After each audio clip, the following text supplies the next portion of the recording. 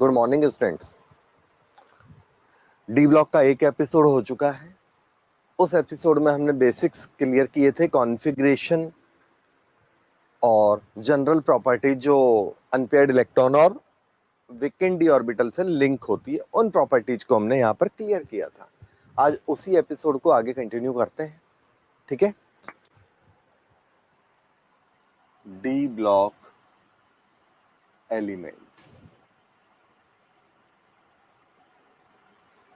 D block elements में आज जो हम पढ़ रहे हैं, तो लास्ट एपिसोड में हमने याद हो तो अनपेयर्ड इलेक्ट्रॉन से रिलेटेड सारे पॉइंट कर लिए थे और मैग्नेटिक मोमेंट लास्ट हम लोगों का पॉइंट था। उसके कुछ क्वेश्चंस भी दिए थे, ठीक है। कुछ बच्चों को एक कॉमन प्रॉब्लम होती है, कॉन्फ़िगरेशन आयंस वगैरह का जब लिखते हैं ना, तो एक कॉमन प्रॉब्लम होती है। तो पहले मैं आपको इलेक्ट्रॉनिक कॉन्फ़िगरेशन को लर्न करने की ट्रिक बता देता हूं यहां पर फटाफट, ठीक है ना। तो पहला पॉइंट है लर्निंग ट्रिक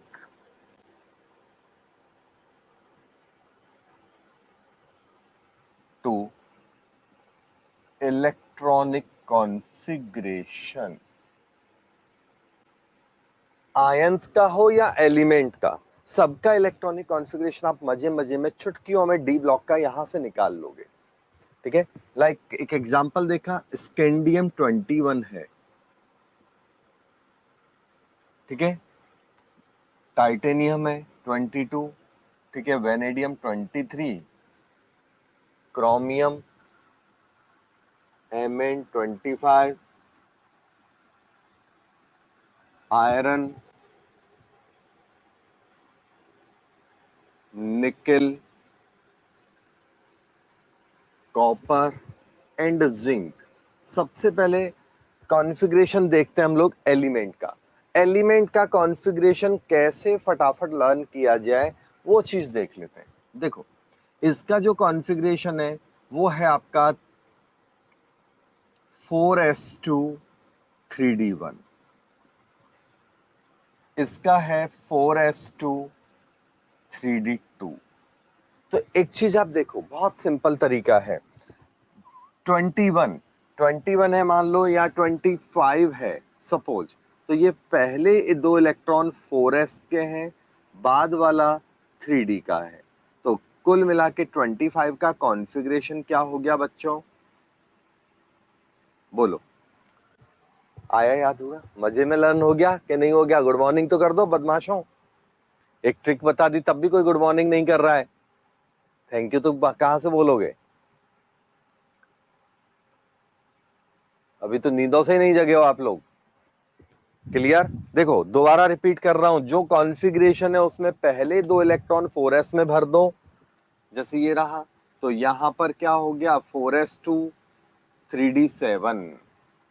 इसका क्या हो गया, 4s2 3d8, इसका 4s2 3d6, 4s2 3d5, 4s2 check कर लो 3d3।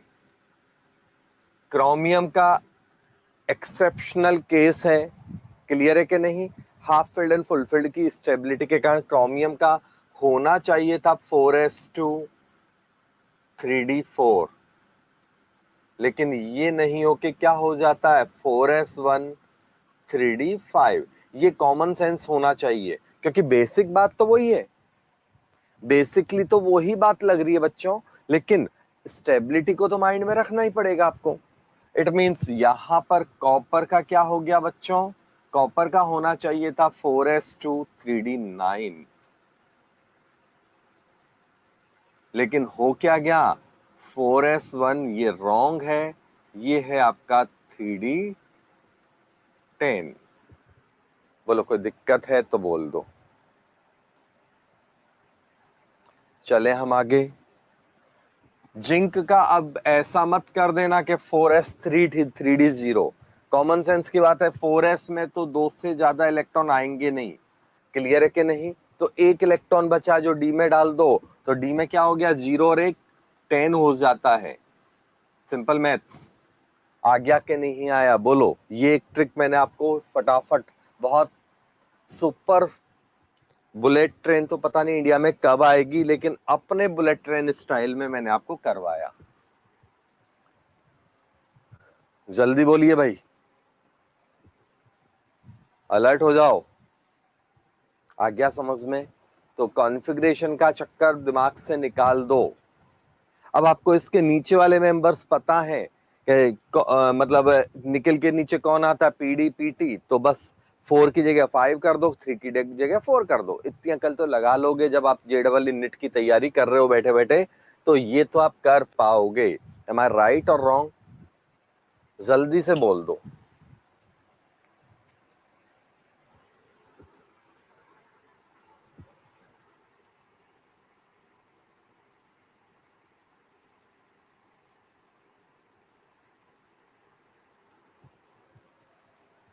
क्लियर?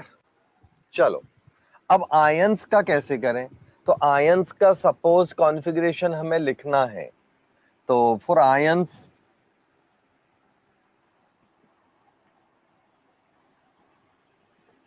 electron always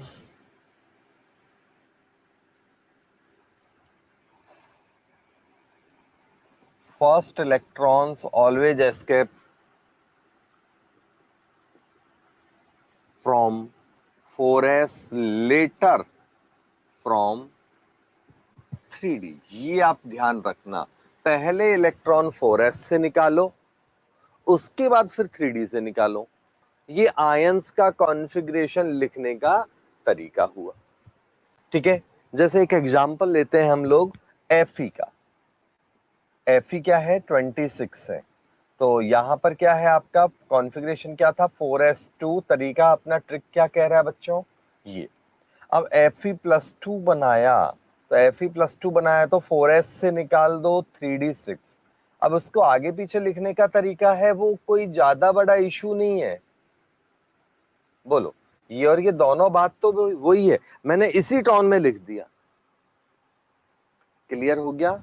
सबसे पहले एस के इलेक्ट्रॉन निकालो, फिर डी के इलेक्ट्रॉन निकालो जितना जरूरत है।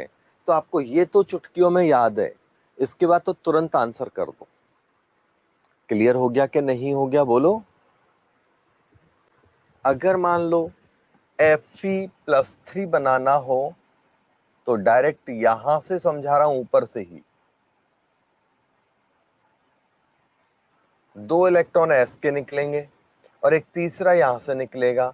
तो यहां क्या हो गया? 4s1 3d5। ये आयंस का कॉन्फ़िगरेशन वाली बात हुई। तो अगर ये बेसिक कॉन्फ़िगरेशन क्लियर है, तो आयंस का तो आप बहुत मजे से निकाल डालोगे। कोई प्रॉब्लम? जल्दी से बोलो।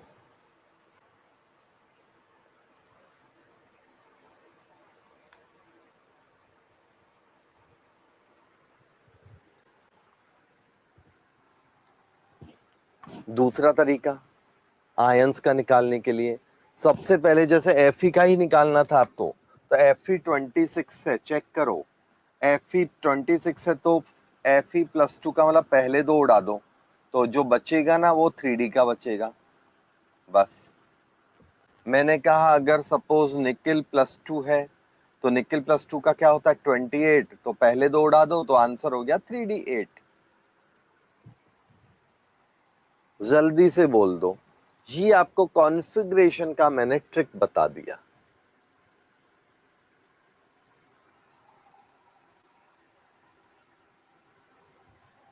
अब आप कहोगे सपोज सर, अगर मान लो, जैसे एक एग्जांपल लेते हैं हम लोग, क्रोमियम +6।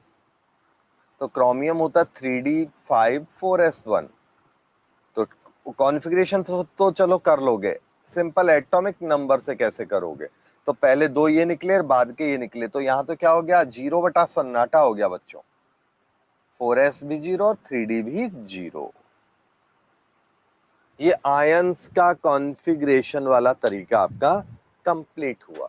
जल्दी से कमेंट दे दो कि और प्रैक्टिस चाहिए या सफिशिएंट तरीका समझ में आ गया।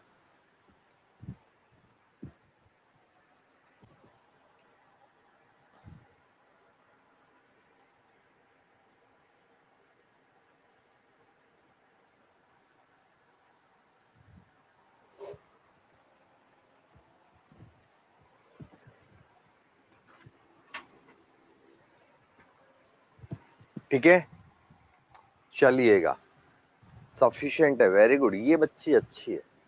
ज्यादा पढ़ के करना क्या बच्चे, है ना। नेक्स्ट लेते हैं हम लोग अगला पॉइंट। अगला पॉइंट जो है वो आपका स्क्रीनिंग इफेक्ट है, जो काफी इंपॉर्टेंट है, बिकॉज आगे के सारे पॉइंट उसी से लिंक हो रहे हैं। तो अभी हम लोग स्क्रीनिंग पहले पढ़ चुके हैं, यहां पर एक बार दोबारा इसको रिवाइज कर लेते हैं।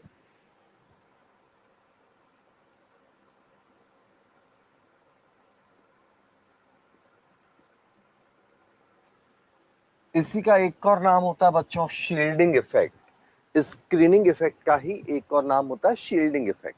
ये क्या बवाल है? तो क्या होता है एक्चुअली, बचपन से ही बात देख लो, यहां पर आर्गन 18 है। आर्गन 18 का जो कॉन्फ़िगरेशन है वो है 3s2 3p6, ठीक है ना। इसके बाद अगर मैं भरूं तो 4s और 3d, ये खाली पड़े हैं। पोटेशियम 19 है, तो उसमें क्या होगा, ये तो सब कॉमन है। मैं अब 4s में इलेक्ट्रॉन पहले, चलो लिख देता हूं पूरा, नहीं तो कई बच्चे फिर कंफ्यूज हो जाएंगे। तो 3s2 3p6 4s1 3d0। अगर एनर्जी के हिसाब से देखें तो पहले यहाँ 3d आएगा और बाद में यहां पर 4s आएगा। तो ये एब्सोल्यूट ऑर्डर हो गया एनर्जी के हिसाब से उसको अरेंज करते हुए, हाँ या ना। अब बात करते हैं कैल्शियम 20। कैल्शियम 20 का हो गया 3s2 3p6 4s2। जो मगजमारी है वो केवल इस जगह है, स्कैंडियम 21। यहां पर अब देखो काम की बात अब चालू हुई। जो एनर्जी के हिसाब से लिखा है बच्चों मैंने, मींस यहां पर 4s की एनर्जी कम है, जिसमें पहले लिखा है जिसमें इलेक्ट्रॉन पहले भर रहा है उसकी एनर्जी कम होगी, जिसमें इलेक्ट्रॉन बाद में भर रहा है उसकी एनर्जी ज्यादा होगी। ये रहा, कोई डाउट है? तो यहां पर उल्टा हो गया, स्कैंडियम के बाद टाइटेनियम है 22, 3s2 3p6 3d2 4s2, ऐसे चलता जाएगा जिंक 30 तक। Zn30 क्या होगा बच्चों, 3s2 3p6 3d10 4s2। ये अपना ये वाला कॉन्फ़िगरेशन हो गया।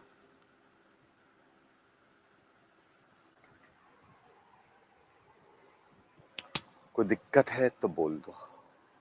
अब देखो यहां पर एनर्जी का ऑर्डर भी मैं बता दूं, क्योंकि ज्यादातर बच्चे और टीचर्स यहां पर गड़बड़ घोटाला कर देते हैं। एनर्जी जनरली अगर आपसे बात करें एनर्जी की, तो आप बोल देते हो N+L रूल। तो 4s और 3d में से किसकी एनर्जी ज्यादा है, तो आप n और l का कॉम्बिनेशन से चिल्ला पड़ते हो कि सर 4s की एनर्जी 3d से कम है। रिपीट कर रहा हूं, 3d और 4s में से किसकी एनर्जी ज्यादा है, तो आंसर है 4s की एनर्जी 3d से कम है। क्लियर है कि नहीं? ये बात तो आप पढ़ा हुआ है, लेकिन यहां देखो कहानी कुछ और ही है फ्रेंड्स। यहां की ढोल की क्या बज रही है वो देख लो। यहां क्या बात है कि 3d की एनर्जी 4s से कम है। क्लियर है यहां तक? लेकिन उसके बाद क्या हो गया, ऑर्डर वही लिख दो, 3d की एनर्जी ज्यादा हो गई 4s के कंपेयर में, 3d की एनर्जी ज्यादा हो गई 4s के कंपैरिजन में, हाँ या ना। कोई डाउट है तो बोल दो। यहां पर फिर वापस 3d की एनर्जी 4s से कम हो गई। तो केवल एक दो ही केस ऐसे हैं जहां पर आपका ये कंसेप्ट लग रहा है, रिपीट कर रहा हूं, दोबारा कान का मैल निकाल लो, आंखें फाड़ फाड़ के सुन लो। क्या बात है अपने बच्चों कि ये जो आपने पढ़ा है ना आज तक, ये केवल ये 2 एग्जाम्पल्स के लिए पढ़ा है कि 3D की एनर्जी 4s से ज्यादा होती है, ये केवल और केवल यहां 2 के लिए ही पढ़ा है, बाकी औरों में ऐसा नहीं होता। ठीक है ना, बाकी औरों में सब जगह नॉर्मल बात है, ऑर्बिट के हिसाब से ही कहानी चल रही है, जिसमें इलेक्ट्रॉन भरता है उसकी एनर्जी कम होती है। तो अगर हम बात करें रियलिटी की, तो होना तो यही चाहिए था, 3D थर्ड ऑर्बिट अंदर है तो उसमें इलेक्ट्रॉन पहले भरेगा, फोर्थ ऑर्बिट बाहर है तो उसमें इलेक्ट्रॉन बाद में भरेगा। हाँ यानी होना तो यही चाहिए था, सही है, लेकिन यहां क्यों एकदम चेंज हो गया? 3D जैसे ही खाली है, यहां तो 4s भी खाली है, तो 3D मुंह धो के बैठा है कि भैया अब अपना नंबर है, अब अपना टर्न। क्लियर है कि नहीं? लेकिन जैसे ही इसके बाद इसमें इलेक्ट्रॉन ट्रांसफर होने वाला होता है, अगला इलेक्ट्रॉन आने वाला होता है, 4s क्या करता है, अपनी एनर्जी एकदम से रिड्यूस करा देता है। 3D तो अपनी जगह ही है, वो तो आराम से मुंह धो के बैठा है कि अब तो मेरा ही नंबर है, मेरे को ही खाना मिलने वाला है। लेकिन 4s क्या करता है, एकदम लपक के, एकदम अपना हाथ आगे करके और उस इलेक्ट्रॉन को कैप्चर कर लेता है जो 3D को मिलने वाला है। सीरियल से मिल रहा है इलेक्ट्रॉन, 3D की जगह अब इलेक्ट्रॉन किसको मिल गया? तो आंसर है अब इलेक्ट्रॉन मिल गया 4s को। कोई डाउट है? बोलो। तो इसके चक्कर में क्या होता है, 4s की एनर्जी कम हो गई, तो चीटिंग 4s ने की है, ना कि 3D ने। अब 3D जब तक अलर्ट हुआ, ये बोले ये क्या हुआ, तो जब तक 3D अलर्ट हुआ तब तक 4s में टक टक 2 इलेक्ट्रॉन भर चुके हैं। अब 3D हो गया अलर्ट, उसने 4s को कहा पीछे जाओ, ये मेरा जगह है, मेरा टर्न है, तू कहां से आ गया बीच में, भाग यहां से। क्लियर हो गया? तो वो 3D वाले या थर्ड ऑर्बिट वाले यूनियन बना के फोर्थ ऑर्बिट वालों को भगाते हैं। अगर ऐसा नहीं करें तो 4s के बाद क्या होगा, वो तो उनके खानदान का कब्जा कर लेंगे। 4p 4d 3D डोल की बजाता रह गया खाली। हाँ या ना? बोलो, कोई डाउट है तो बोल दो।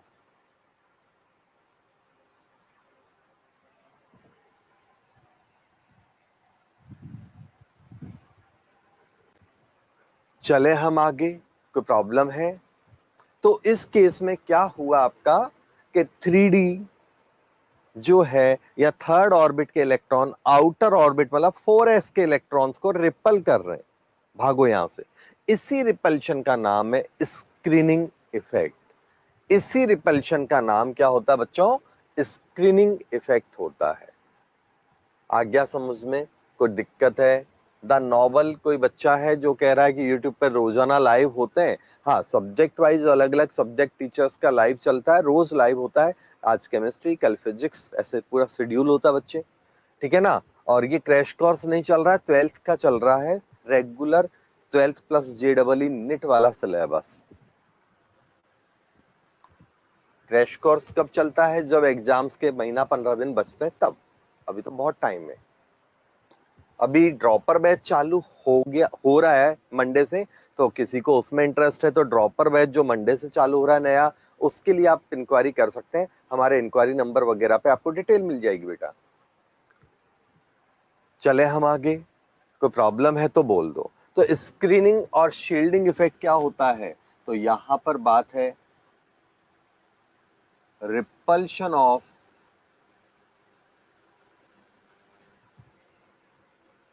आउटर ऑर्बिट इलेक्ट्रॉन्स बाय, ये सिंपल लैंग्वेज लिख दी मैंने, inner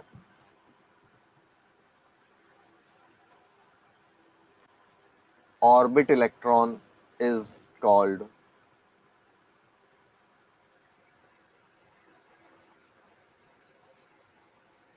screening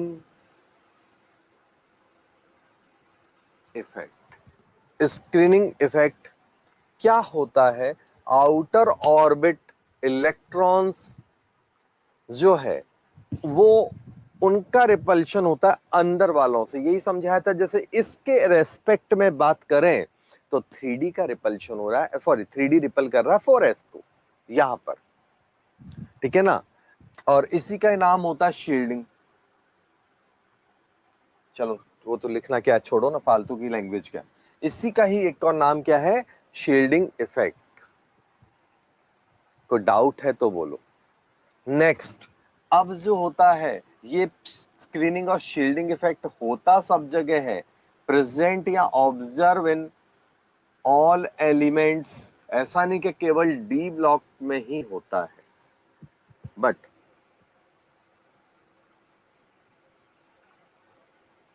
specially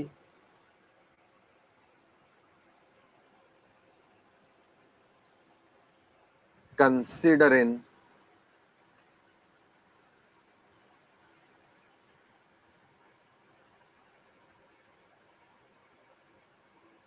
transition element. होता सब जगह है, लेकिन ट्रांजिशन एलिमेंट्स में ये स्पेशली कंसिडर होता है, मतलब डी ब्लॉक में ही काउंटेबल है, बाकी औरों में काउंट नहीं होता, ठीक है ना। It works opposite of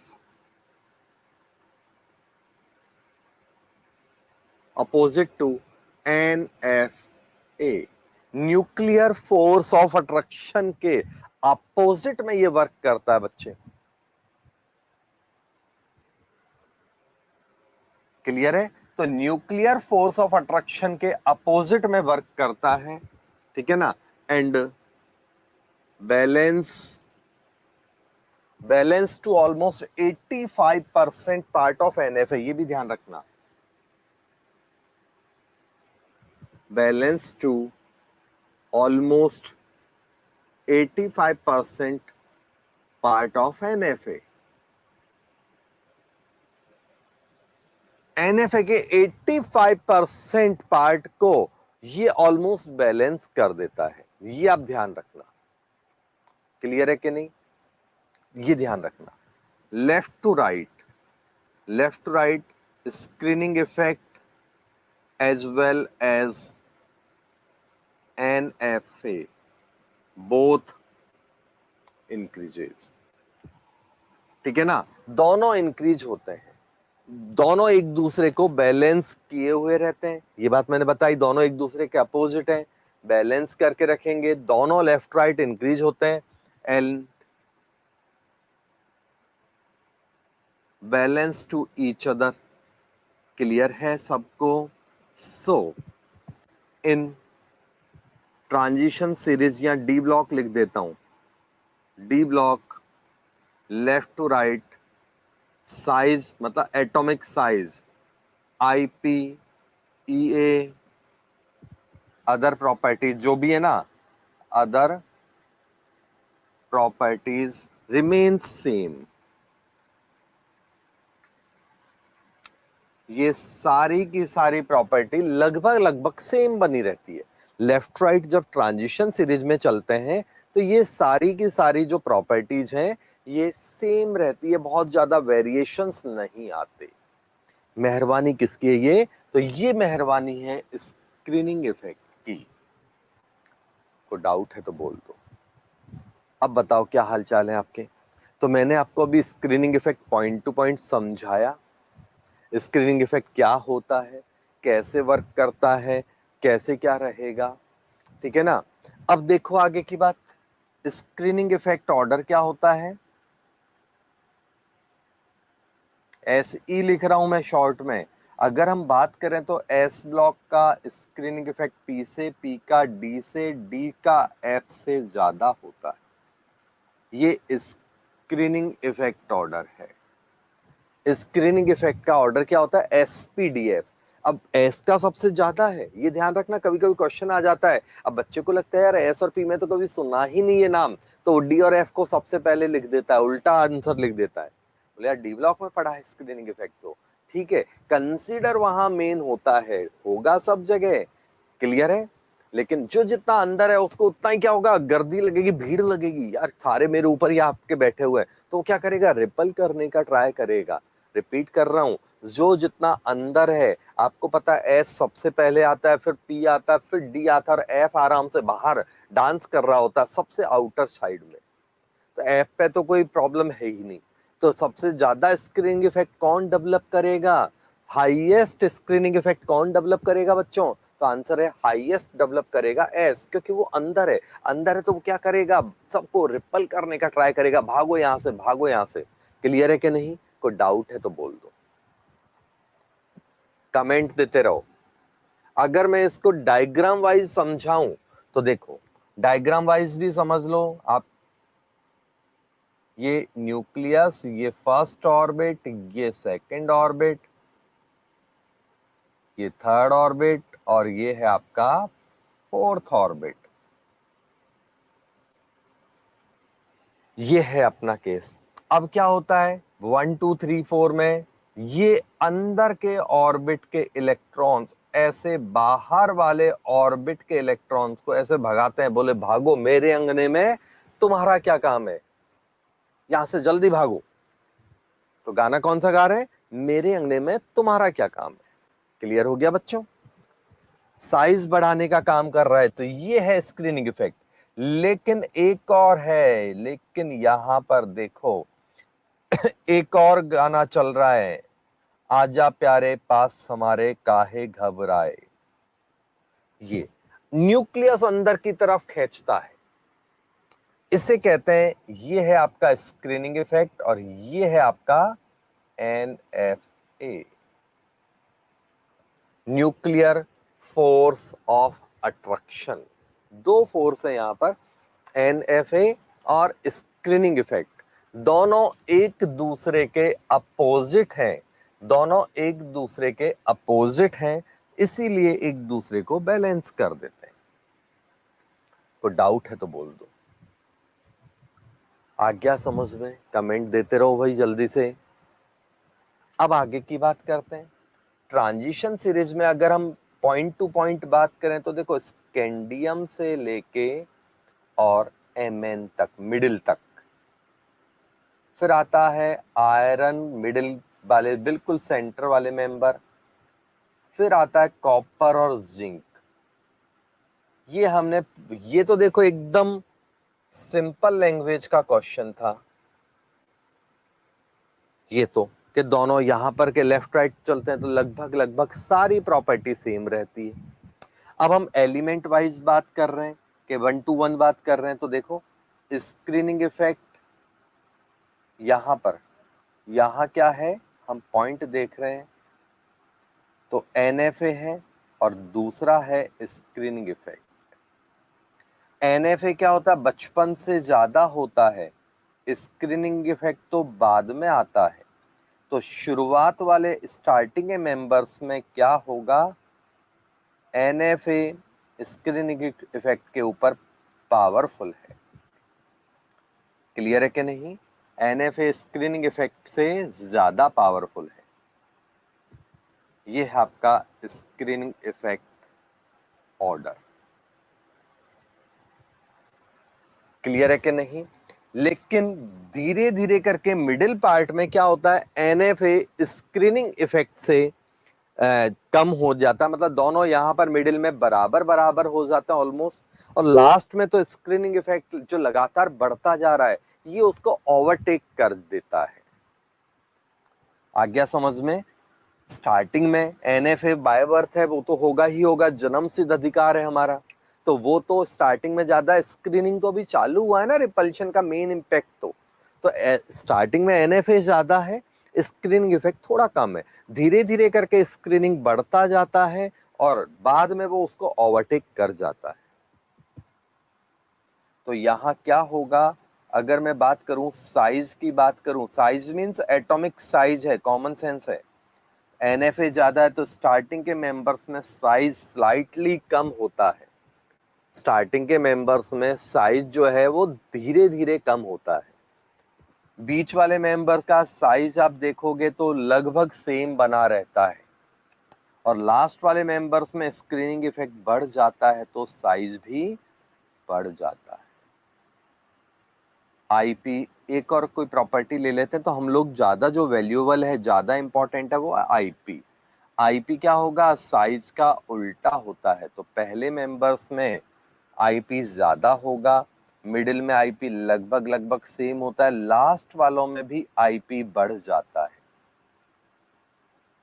size और आईपी एक दूसरे के उल्टा होते हैं, याद है ना, बेसिक बातों में ये बात देख चुके हैं। और वैसे भी ना भी बोलूं तो इतनी तो पता सबको होती है, 11th में ही पढ़ चुके होते हो। चलो, कोई डाउट हो तो फटाफट कमेंट दो। मनीषा आचार्य बोल रही है एनएफएस ज्यादा होना चाहिए ना सर। कहां पर एनएफएस ज्यादा होना चाहिए बच्चे, ये बताओ पहले।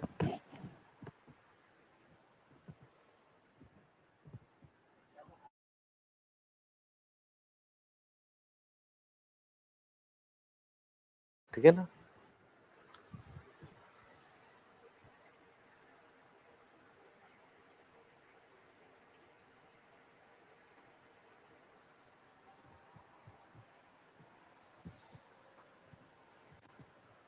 क्लियर हो गया, वेरी गुड, नो डाउट। ठीक है, अब देखते हैं हम लोग यहां पर। मेरे को एक ही डाउट है, ये और ये दोनों इंक्रीज हो गए, ये गलत लिखा है या मतलब मैंने सही लिखा है, क्या है ये चक्कर? मतलब यहां उल्टा है तो यहां उल्टा क्यों नहीं हुआ? देखो, उसका सीधा सा रीजन है,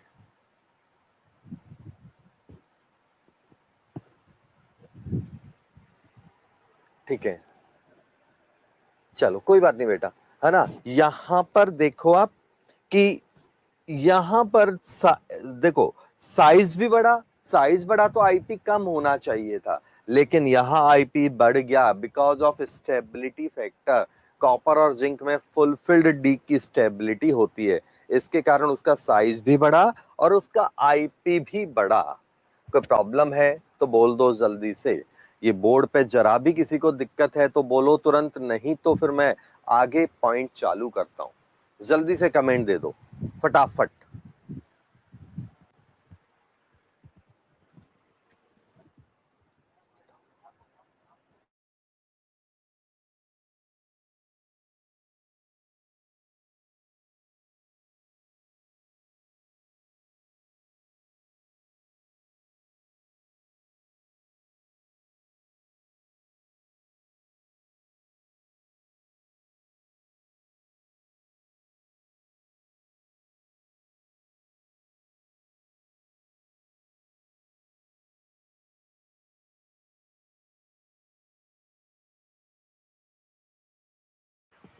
हो जाए तो शेयर कर देना। क्लियर है, वेरी गुड। तो अब हम आगे बढ़ते हैं बच्चों, काफी इंपॉर्टेंट था ये पॉइंट, यहां से क्वेश्चंस बनते हैं। मैं आपको अभी एनसीईआरटी से जो जो भी मेन पॉइंट अभी थे वो लगभग खत्म होने जा रहे हैं, तो एनसीईआरटी से इसको समझा देता हूं। तो देखो, हमने क्या क्या पॉइंट पढ़ा, साइज पढ़ लिया, स्क्रीनिंग इफेक्ट पढ़ा, तो स्क्रीनिंग के साथ साथ मजे मजे में साइज खत्म हो गया, मजे मजे में आईपी खत्म हो गया। ठीक है ना, आया कि नहीं आया समझ में? और अदर जितनी भी प्रॉपर्टी जो साइज से रिलेटेड होती है वो कवर हो गई यहां पर। क्लियर? अब देखते हैं हम लोग यहां पर, पिछली क्लास में ऑक्सीडेशन नंबर वाला हो रह गया था, ऑक्सीडेशन स्टेट। डी ब्लॉक की जो ऑक्सीडेशन स्टेट है उसको मैंने, याद है पिछले एपिसोड में थोड़ा सा समझाया था, फिर मैंने कहा अगली बार मैं उसको ज्यादा क्लियर करूंगा। तो अब हम उसको डिटेल पढ़ लेते हैं। तो ऑक्सीडेशन स्टेट में क्या होगा, तो ऑक्सीडेशन नंबर जितना ज्यादा होगा, कोवलेंट कंपाउंड प्रॉपर्टी या कोवलेंट प्रॉपर्टी उतनी ही ज्यादा होगी। और ऑक्सीडेशन नंबर ज्यादा है तो इसका मतलब उसमें आयोनिक प्रॉपर्टी ऑटोमेटिक कम हो गई। ये तो दो बातें हुई। साथ में अगर हम बात करें, ऑक्सीडेशन नंबर ज्यादा होगा तो एसिडिक ऑक्साइड्स बनेंगे, या एसिडिक नेचर लिख देता हूं।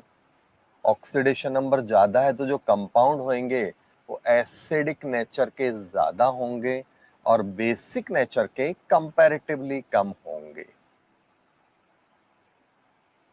ये बात हम पहले भी देख चुके हैं, तो यहां मैंने दोबारा से बता दी। क्लियर है कि नहीं? कौन सी ऑक्सीडेशन स्टेट नॉर्मल केस में स्टेबल होगी, कौन सी नहीं होगी, वो आपको कॉन्फ़िगरेशन देखते ही समझ में आ जाएगा। ठीक है, अब पुरानी टेबल में आप देखो तो यहां पर डी ब्लॉक एलिमेंट्स की प्रॉपर्टी होती है, वो है डी ब्लॉक एलिमेंट्स या ट्रांजिशन एलिमेंट्स। अभी हम लोग बच्चों अगेन रिपीट कर रहा हूं, हम लोग प्योरली पढ़ रहे हैं 3D series. Same 4D 5D होगा, वो चुटकियों में खत्म हो जाएगा। इट मींस अगर आपको एक कंसेप्ट आ गया तो सारी दुनिया आपने जीत ली इस लेसन की। ठीक है, तो डी ब्लॉक एलिमेंट्स का एक प्रॉपर्टी होता है, show variable oxidation states. D block elements की जो एक कॉमन प्रॉपर्टी है कि ये element variable oxidation state show करते हैं। वेरी करती रहती है ऑक्सीडेशन नंबर। जैसे एफ का ही एग्जांपल ले लो, बहुत रटा पिटा है, Fe+2 और Fe+3, हाँ या ना? तो इस तरह से क्वेश्चन बनता है एग्जाम में, कौन से ब्लॉक के मेंबर्स हैं जो all type of oxidation state show करते हैं। क्वेश्चन है विच ब्लॉक एलिमेंट शो, आंसर दो, show all type of oxidation state. लिखता हूं मैं, आप आंसर दो। क्वेश्चन है,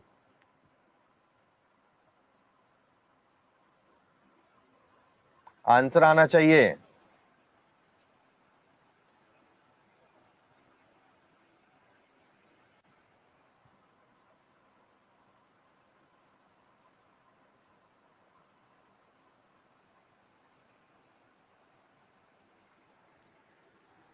डी ब्लॉक, देखा फंस गए बच्चे। अरे भाई पी ब्लॉक एलिमेंट्स है यहां पर।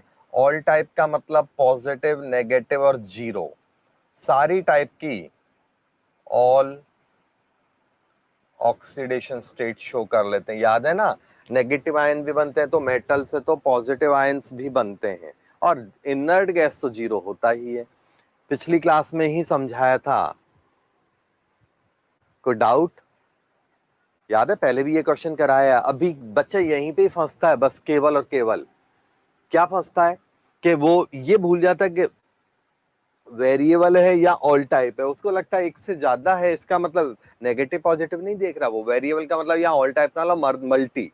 तो उसके इसमें वो जनरली आंसर डी ब्लॉक करता है। आया कि नहीं आया, कोई प्रॉब्लम है? चलो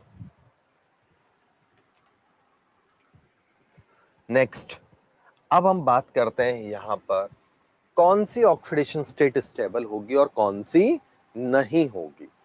ये देखो तो जैसे स्कैंडियम, पहले तो देखो स्कैंडियम+3 एंड जिंक, ये शो करता +2, शो सिंगल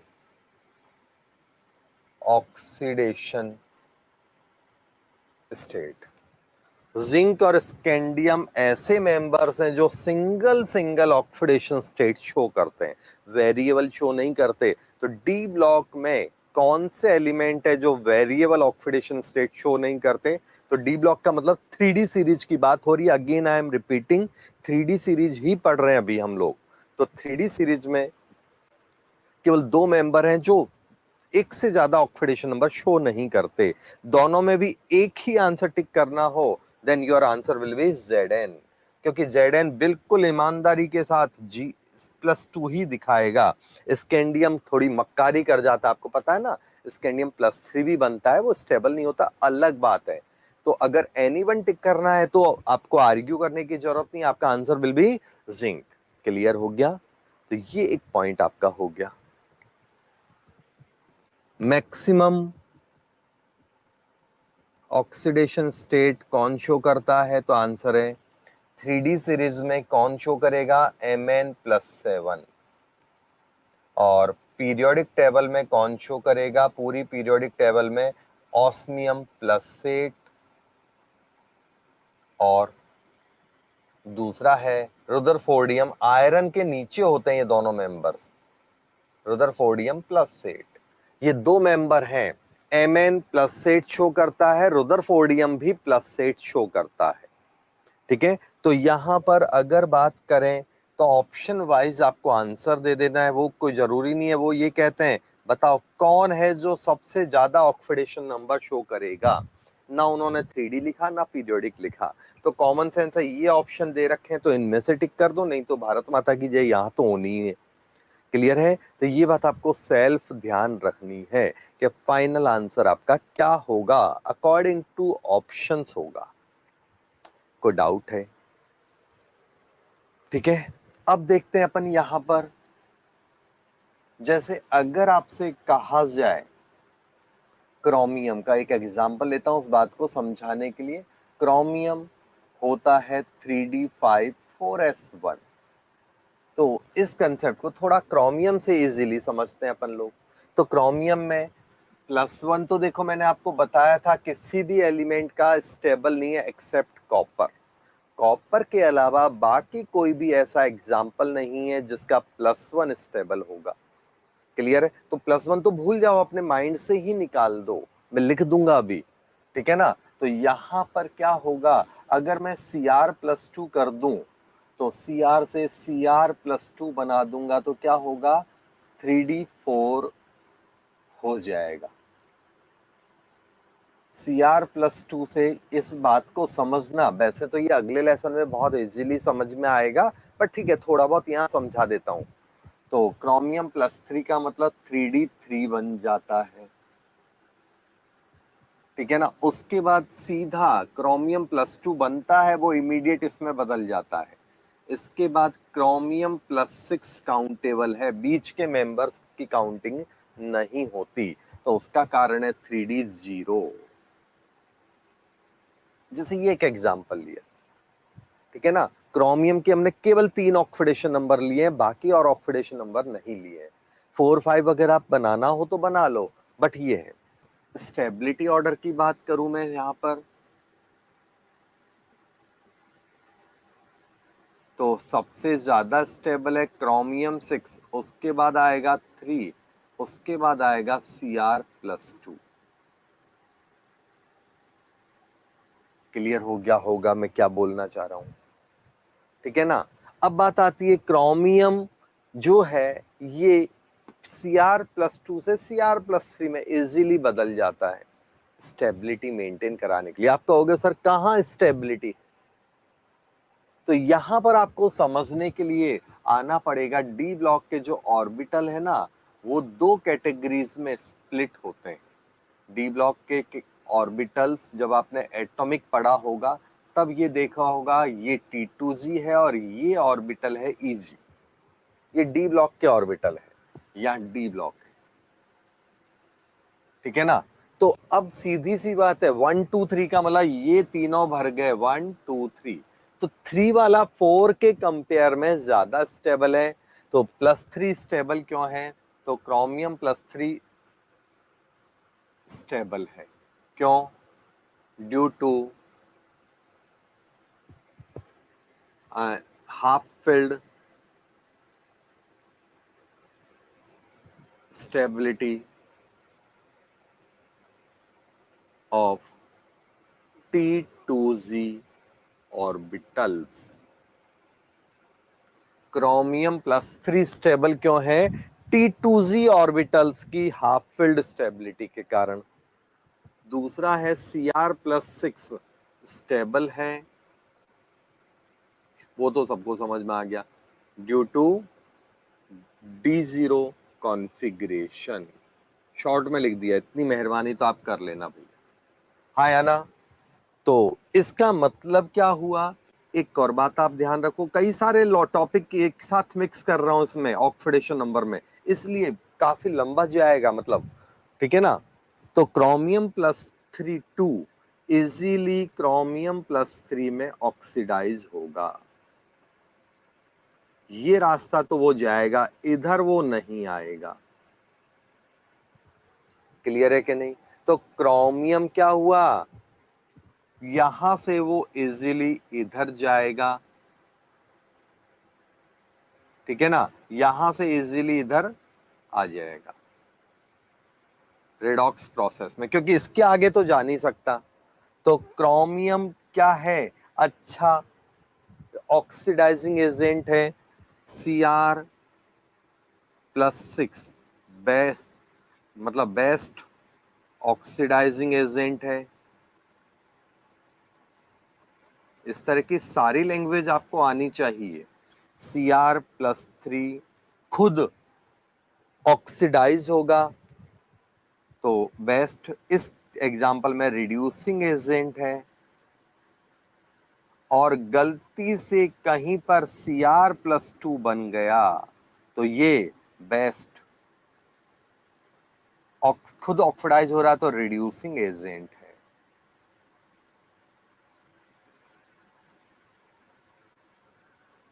क्लियर है कि नहीं? अगर ऑक्सीडाइजिंग पावर बात करूं तो ये सबसे अच्छा ऑक्सीडाइजिंग एजेंट है। रिड्यूसिंग पावर बात करूं तो ये है। रिड्यूसिंग स्ट्रेंथ किसकी ज्यादा है वो भी लिख देता हूं।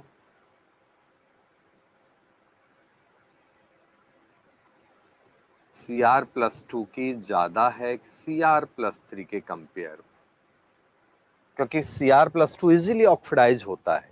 जल्दी से कमेंट दो।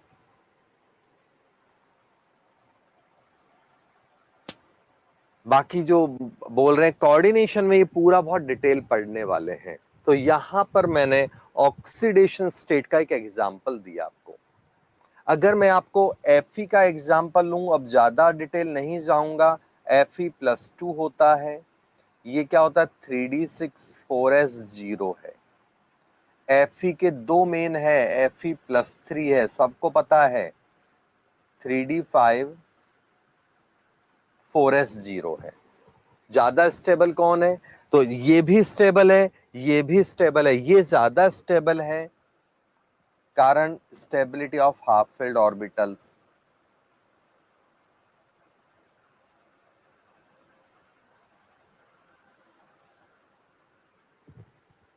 क्लियर है कि नहीं?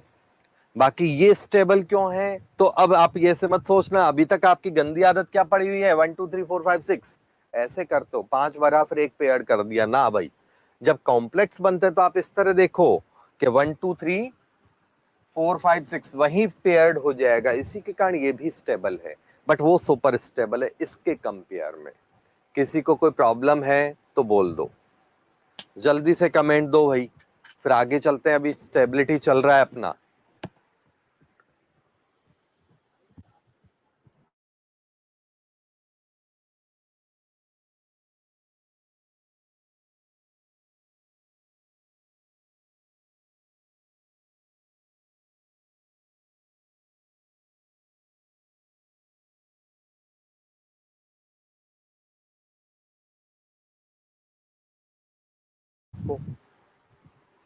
ने कितने अच्छे बच्चों, आपको प्रॉब्लम बिल्कुल नहीं होती है ना। चलो कोई बात नहीं, करते हैं अपन और क्वेश्चंस।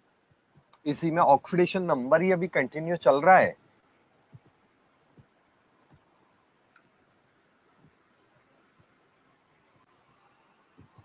और एग्जांपल लेते हैं, जैसे कुछ ऑक्सीडेशन स्टेट्स के। तो यहां पर हम लोग ले रहे हैं अभी ऑक्सीडेशन स्टेट में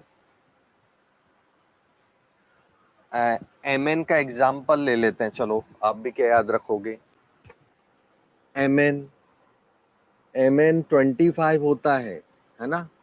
तो Mn जो होता है वो होता है 25। तो Mn का कॉन्फ़िगरेशन क्या है, 3d5 4s2। Mn से Mn+2 बनेगा तो बिल्कुल हाँ जी बनेगा, बहुत अच्छा बनेगा।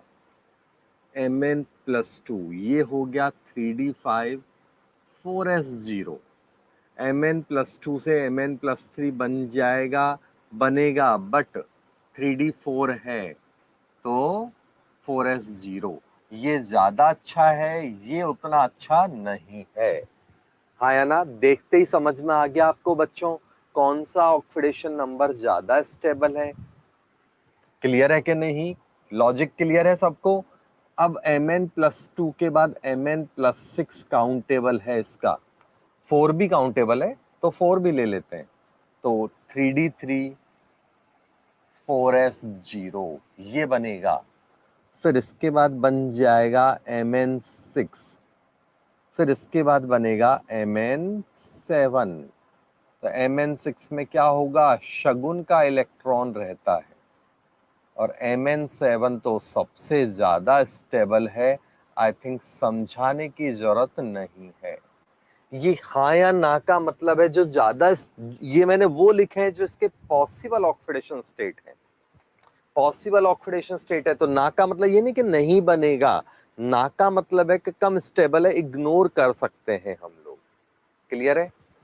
तो Mn की ऑक्सीडेशन स्टेट की स्टेबिलिटी क्या हो गई, स्टेबिलिटी ऑर्डर क्या हो गया यहां पर,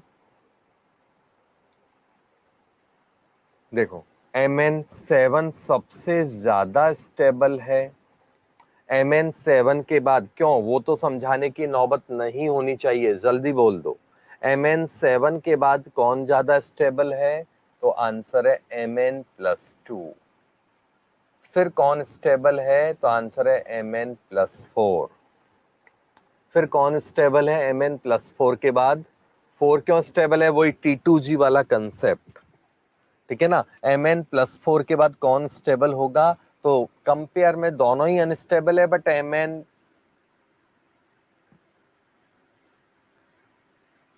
अरे यार, हाँ, Mn+3 और Mn+6 दोनों एक जैसे स्टेबल हैं। मीडियम और माहौल के हिसाब से थोड़ा स्टेबिलिटी इनका चेंज हो सकता है। लॉजिक बताने की जरूरत है क्या, सबका लॉजिक ऊपर बता ही दिया है। अब इतनी अक्ल आ जानी चाहिए कि आपको कौन कब क्या बनाएगा वो पता होना चाहिए। जल्दी बोलो। तो ये Mn का एक एग्जाम्पल दिया मैंने आपको। अगर मान लो मैं निकिल का एक एग्जाम्पल लेता हूं, निकिल 28 होता है, उसका ऑक्सीडेशन नंबर क्या होगा, तो निकिल होता 3D8 4s2। निकिल से बन रहा है निकिल+2, निकिल+3 मान लो, और निकिल+4। 4 ऑप्शंस देख सकते हैं, ठीक है ना। ये तो ये निकिल है, निकिल+2 का मतलब हो गया 3D8 4s0, यहां पर हो गया 3D7 4s0, और यहां हो गया 3D6 4s0। हाँ या ना, कोई डाउट है तो बोल दो। निकिल+2 स्टेबल है, ठीक है ना, ये स्टेबल है, ये स्टेबल, बोलो नहीं है, ये स्टेबल, ठीक है ना। ये कब स्टेबल है, स्टेबिलिटी में लिख देता हूं, जब कोऑर्डिनेशन नंबर 4 है, मतलब 4 लिगेंड्स जब जुड़ते हैं इसके साथ, तो उस केस में निकिल+2 ज्यादा स्टेबल है निकिल+4 के। और कोऑर्डिनेशन नंबर अगर मान लो कहीं पर 6 है, 6, तो उस केस में निकिल+4 सफिशिएंट स्टेबल है कंपेयर में निकिल+2 के। निकिल+3 तो एकदम बेचारा दुत्कारा हुआ है, वो तो आप इग्नोर कर सकते हो। जैसे एग्जाम्पल देखो, NiCN का होल 4-2, ऐसे ये 4 है। निकिल+2 सफिशिएंट स्टेबल है, तो ऐसा नहीं है कि हम लोग यहाँ पर बात कर रहे हैं, तो यहाँ पर हम ये कह सकते हैं कि 6 में 4 और 2 दोनों बन सकते हैं। ये स्टेबल क्यों है, अगेन T2G स्टेबिलिटी आता है। T2G जो है ना वो 6 भर जाते हैं, तीनों में डबल डबल डबल हो जाता है। आ गया समझ में, कोई डाउट है तो बोल दो।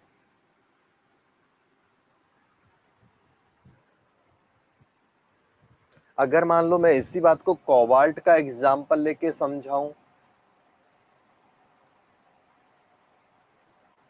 27, तो क्या होगा, 3D7 4s2 होता है। अब इससे इलेक्ट्रॉन निकल रहा है कोबाल्ट+2, 3D7 4s0, कोबाल्ट+3, 3d6 4s0, है ना, ऐसे बनता जाएगा कोबाल्ट का। अब सारे मत निकाल देना, कहीं जोश में निकाल दो, ठीक है ना। तो कोबाल्ट जो है आपका वो बन सकता है इसके बाद +6 काउंटेबल, तो 3d3 4s0। ये कोबाल्ट के कुछ मेन इंपॉर्टेंट मैंने बोले आपको। T2G और EG वाला कंसेप्ट बेटा ये होता है ना, जैसे T2G नीचे है, ये EG ऊपर है। अब 6 स्टेबल 3 स्टेबल है। अब है जब भी कभी ऐसा हो तो 3 का मतलब ये हो गया कहीं पे 6 कॉन्फ़िगरेशन आ रहा है D में, तो इसका मतलब ये हो गया। अब देखो अब स्टेबल है कि नहीं, जहां पर D6 हो गया कॉन्फ़िगरेशन चेक करो।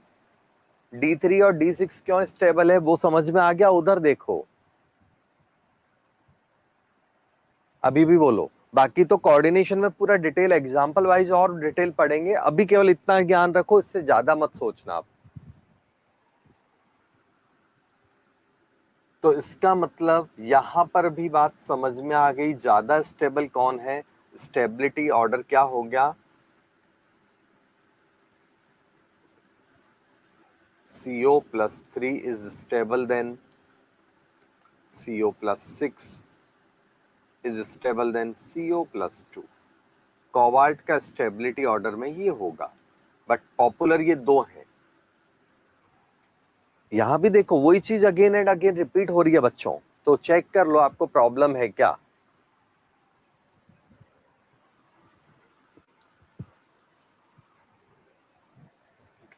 अब हम बात करते हैं यहाँ पर कॉपर 29 की। ऑलमोस्ट मैंने सारे इंपॉर्टेंट एग्जाम्पल आपको करवा दिए हैं। तो कॉपर 29 होता 3d10 4s1, कॉपर +1 बना, वो बना 3d10 4s0, कॉपर +2 बना, वो बना 3d10 3d9 4s0। कॉपर के ये 3 केस हैं आपके पास, ठीक है ना। तो इस केस में कॉपर जो है वो स्टेबल होना चाहिए था। इस केस में कॉपर की स्टेबिलिटी +1 में ज्यादा होनी चाहिए थी, हाँ या ना। कॉपर +1 कंपैरेटिवली ज्यादा स्टेबल होना चाहिए देन कॉपर +2। लेकिन यहां क्या होता है, ये स्टेबल होता है, ऐसे लिख देता हूं यहां पर,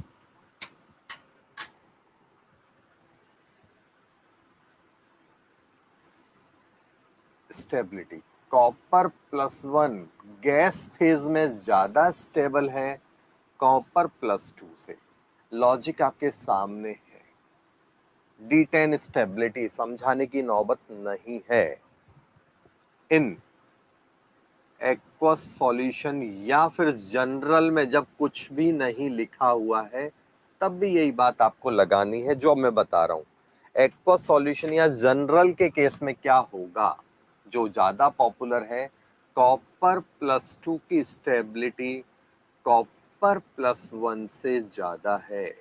अब आप कहोगे सर ये कैसे पॉसिबल है, यहाँ तो ये स्टेबल है कॉन्फ़िगरेशन वाइज, ये कैसे बन गया। यही इसकी जादू की छड़ी है, यही आपको याद होना चाहिए। लॉजिक में समझा देता हूं आपको, ठीक है। तो ये एक्सेप्शन केस है, बट ऐसा नहीं कि एक्सेप्शन का आंसर नहीं होता, आंसर हर चीज का होगा। ये एक बार आप ध्यान रखना, नीचे अभी समझा रहा हूं। क्लियर है, इसमें कोई डाउट है तो बोल दो।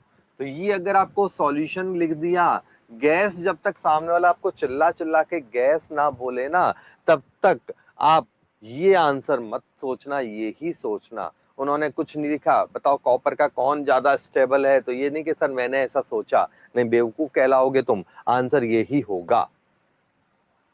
क्लियर हो गया, ठीक है। अब ऐसा क्यों, उसका कारण है hydration energy. Delta H hydration इसका ज्यादा होता है, इसका कम। हाइड्रेशन एनर्जी ज्यादा होगी तो ऑक्सीडेशन स्टेट की स्टेबिलिटी भी ज्यादा हो जाएगी। क्लियर। अब देखो इसका मतलब है stability of oxidation state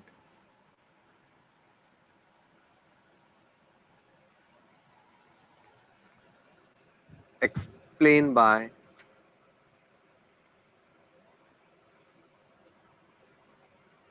can be explain by, पहला है इलेक्ट्रॉनिक कॉन्फ़िगरेशन, मतलब सिंपल स्टेबल कॉन्फ़िगरेशन वाला कंसेप्ट। ये अगर कहीं पर नहीं लग रहा है तो उस केस में डेल्टा एच हाइड्रेशन से आप इस बात को क्लियर कर लो। जहां पर भी आपका कॉन्फ़िगरेशन फेल हो गया, जैसे कॉन्फ़िगरेशन फेल हो गया, ये ज्यादा स्टेबल है, ये कंपेयर में कम स्टेबल है, तो उस केस में कॉन्फ़िगरेशन फेल हो गया तो हाइड्रेशन एनर्जी ही आपका मेन आंसर होगा। ये आप ध्यान रखिएगा। कोई डाउट है तो बोल दो, हाँ या ना। अब आपको कैसे पता चले कि सर कब क्या लगेगा? अभी अगर आपको कह दिया जाए कि भैया ये ज्यादा स्टेबल या ये ज्यादा स्टेबल, तब तो आप रो पीट के आंसर निकाल दोगे, हाँ या ना, बोलो। लेकिन अगर आपको मैदान में छोड़ दिया जाए कि बता बच्चे इसमें से कौन ज्यादा स्टेबल, कोई भी एग्जाम्पल दे दिया जाए, तो क्या करोगे? सर पकड़ के बैठे रहोगे? जल्दी बोल दो। तो देखो, अब आपको कैसे पता चले कि कब क्या लगेगा? ये कंसेप्ट लगभग हर जगह लगेगा, ये एप्लीकेबल कहाँ है? तो ये कंसेप्ट कहाँ लग रहा है वो मैं बता देता हूं। तो कॉपर +2 ज्यादा स्टेबल है कॉपर +1 से। कॉमन सेंस है, हाइड्रेशन है, मतलब सॉल्यूशन की बात हो रही है। Aqueous aqueous. दूसरा ये कंसेप्ट लगता है गोल्ड में, Au+3 ज्यादा स्टेबल है Au+1 के। यहां पर भी यही कंसेप्ट लगता है। तीसरा कंसेप्ट आपका लगेगा +3 oxidation state of Ln। Ln का मतलब लेंथेनॉइड्स की +3 ऑक्सीडेशन स्टेट सबसे ज्यादा स्टेबल होती है अपने खानदान में। तो वहां पर भी ये कंसेप्ट आपको लगाना है हाइड्रेशन एनर्जी का। हाइड्रेशन एनर्जी के जो कुछ रटे पिटे पॉइंट्स हैं मैं आपको बता रहा हूं, ठीक है ना। Stability, solubility of sulphates decreases top to bottom. Top to bottom sulphates की सॉल्युबिलिटी कम होती है, ये आपको ध्यान रखना।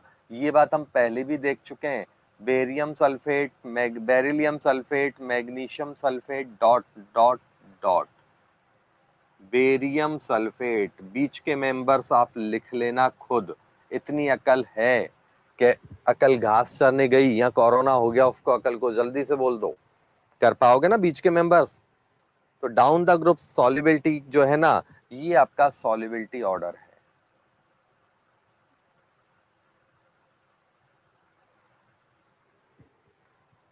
क्लियर हो गया? कोई डाउट है?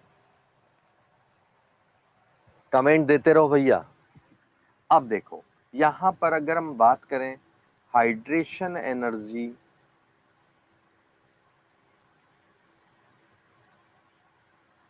डायरेक्टली प्रोपोर्शनल टू होता जनरली ऑक्सीडेशन स्टेट के। जितना ज्यादा ऑक्सीडेशन नंबर होगा, हाइड्रेशन एनर्जी उतना ज्यादा होगा, क्योंकि पानी में उतना इजीली वो सॉल्युबल होगा। क्लियर है कि नहीं? इट मींस अगर मैं बात करूं यहां पर हाइड्रेशन एनर्जी को समझने समझाने के लिए, एक बात लेता हूं मैं आपको। टॉप टू बॉटम तो हाइड्रेशन एनर्जी कम हो रही है, ठीक है ना, क्योंकि जो ज्यादा सॉल्युबल है उसकी हाइड्रेशन एनर्जी ज्यादा होगी, जो कम सॉल्युबल है उसकी हाइड्रेशन एनर्जी कम है। तो ये ज्यादा सॉल्युबल है इसलिए इसकी हाइड्रेशन एनर्जी ज्यादा है। तो टॉप टू बॉटम ऐसे लिख लो।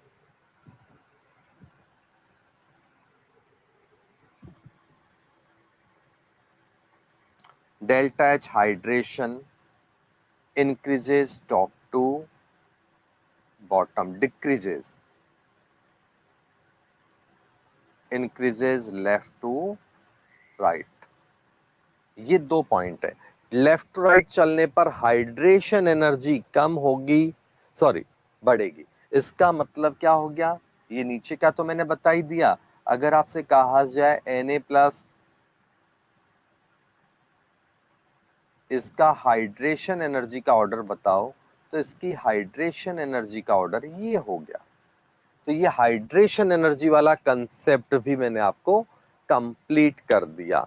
यहां तक जरा भी कमेंट या प्रॉब्लम है तो बोलो। मैं आपको 2 मिनट दे रहा हूं, पूरा स्क्रीन देख लो और फटाफट आंसर देख लो। 2 मिनट के बाद बात करेंगे।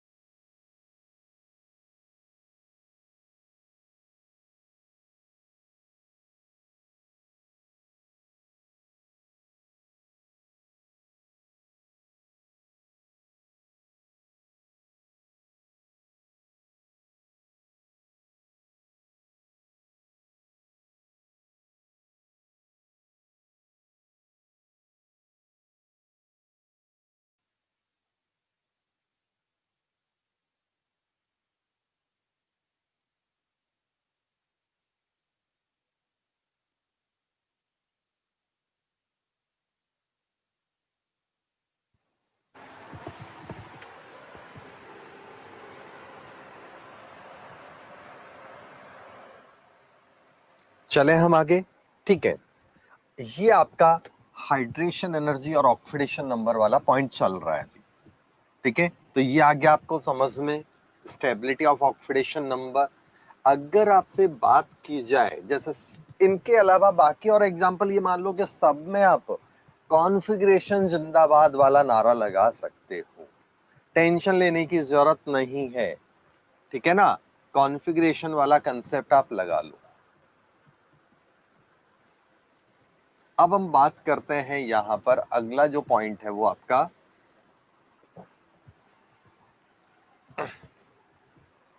जैसे आपसे क्वेश्चन पूछा जाए, मान लो मैं पूछता हूं Ag+1 या Ag+2 स्टेबिलिटी बताओ, कौन ज्यादा स्टेबल है? तो आंसर है बिंदास, यहां आप ये बोल देना, चाहे वो एक्वस हो या फिर गैस हो। गैस में तो हाइड्रेशन वाला कंसेप्ट लगेगा ही नहीं, क्योंकि गैस का मतलब तो यहाँ पर क्या है, पानी है ही नहीं। हाइड्रेशन का मतलब तो सॉल्यूशन बन चुका है, पानी है उसमें। तो यहाँ आपको टेंशन लेने की जरूरत नहीं है। कोई डाउट है तो बोल दो। चले हम,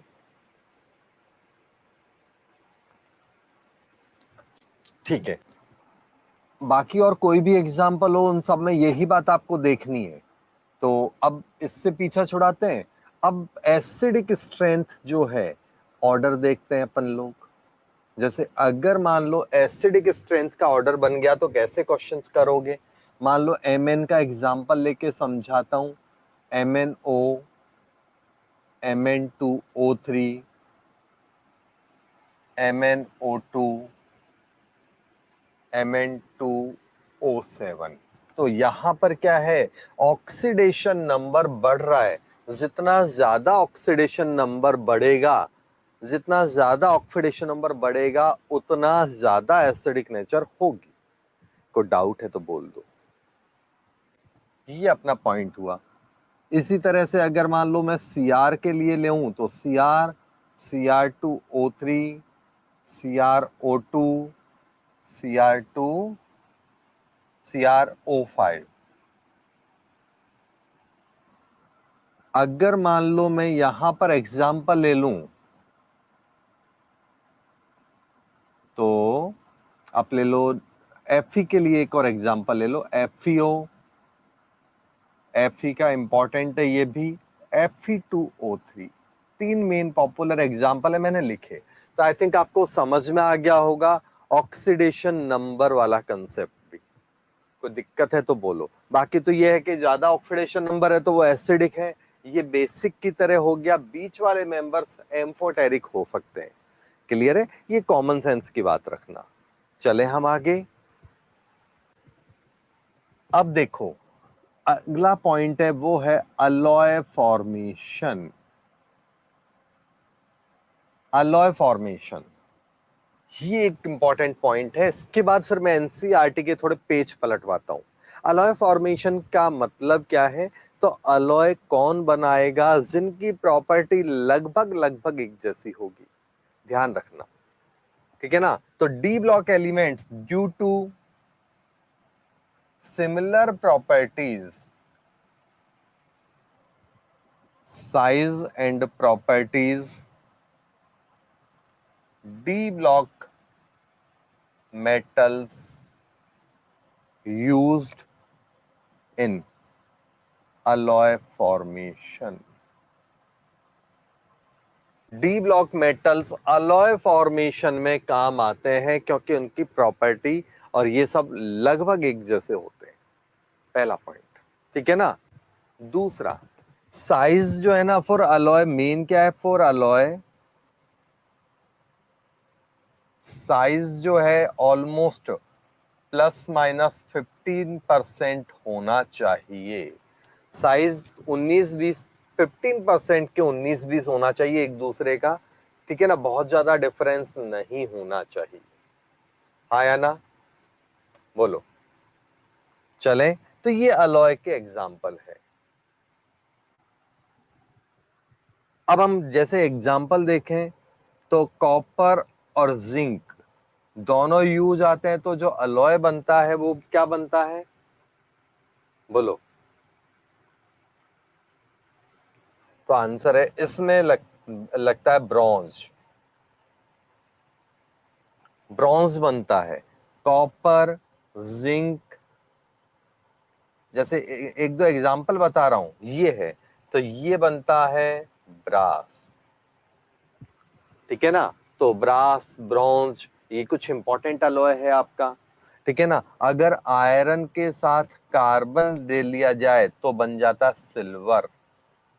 ये कुछ दो तीन एग्जांपल मैंने आपको लिख दिए, ठीक है? बाकी आपको आप जब मेरे ट्रिक्स वाले एपिसोड पर जाओगे, ट्रिक्स वाले चैम्बर में जाओगे शैलेश सदावत के में, तो वहां पर अलॉय याद करने के लिए एक से एक मस्त ट्रिक दे रखे हैं। कैसे चुटकियों में आप अलॉय को याद कर लोगे, तो देखना। कोई डाउट है तो बोलो। तो ये अलॉय फॉर्मेशन वाला पॉइंट भी हुआ कि अलॉय क्यों बनते हैं, क्योंकि इनके साइज में बहुत ज्यादा डिफरेंस नहीं होते, ठीक है? चले हम, अब हम लोग पीरियड डी ब्लॉक को एनसीईआरटी से करते हैं। तो स्क्रीन पर मैं एनसीईआरटी अब शेयर करता हूं, तो उससे देखते हैं हमने क्या क्या पढ़ लिया, और उसके बाद इसको बाइंड अप करते हैं। बचा हुआ पोर्शन बाद में मैं बोर्ड पे आपको तरीके से कराऊंगा। तो ये दोनों ही काम आपके पैरेलल में चल रहे हैं।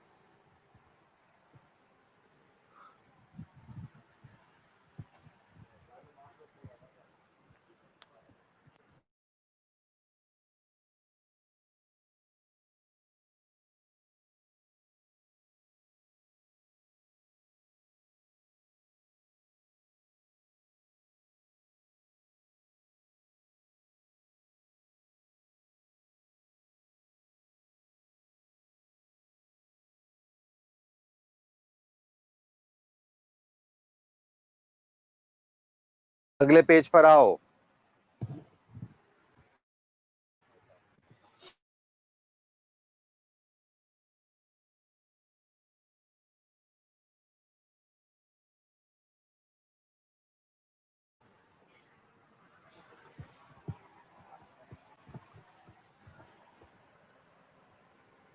बता देंगे बेटा, अभी थोड़ी देर रुको, पहले यहाँ पर पेज देख लो। पहला पन्ना राम का है, जैसे अपन हमेशा बोलते हैं।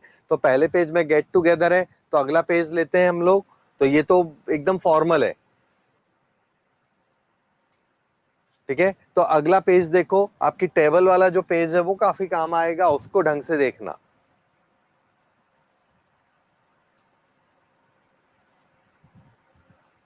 ये transition element of D block.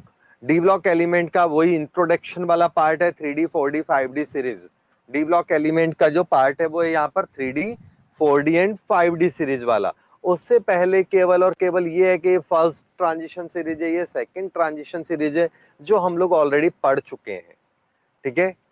तो अब यहाँ पर इलेक्ट्रॉनिक कॉन्फ़िगरेशन है, ये भी हम लोग कर चुके हैं, तो टाइम पास नहीं कर रहे।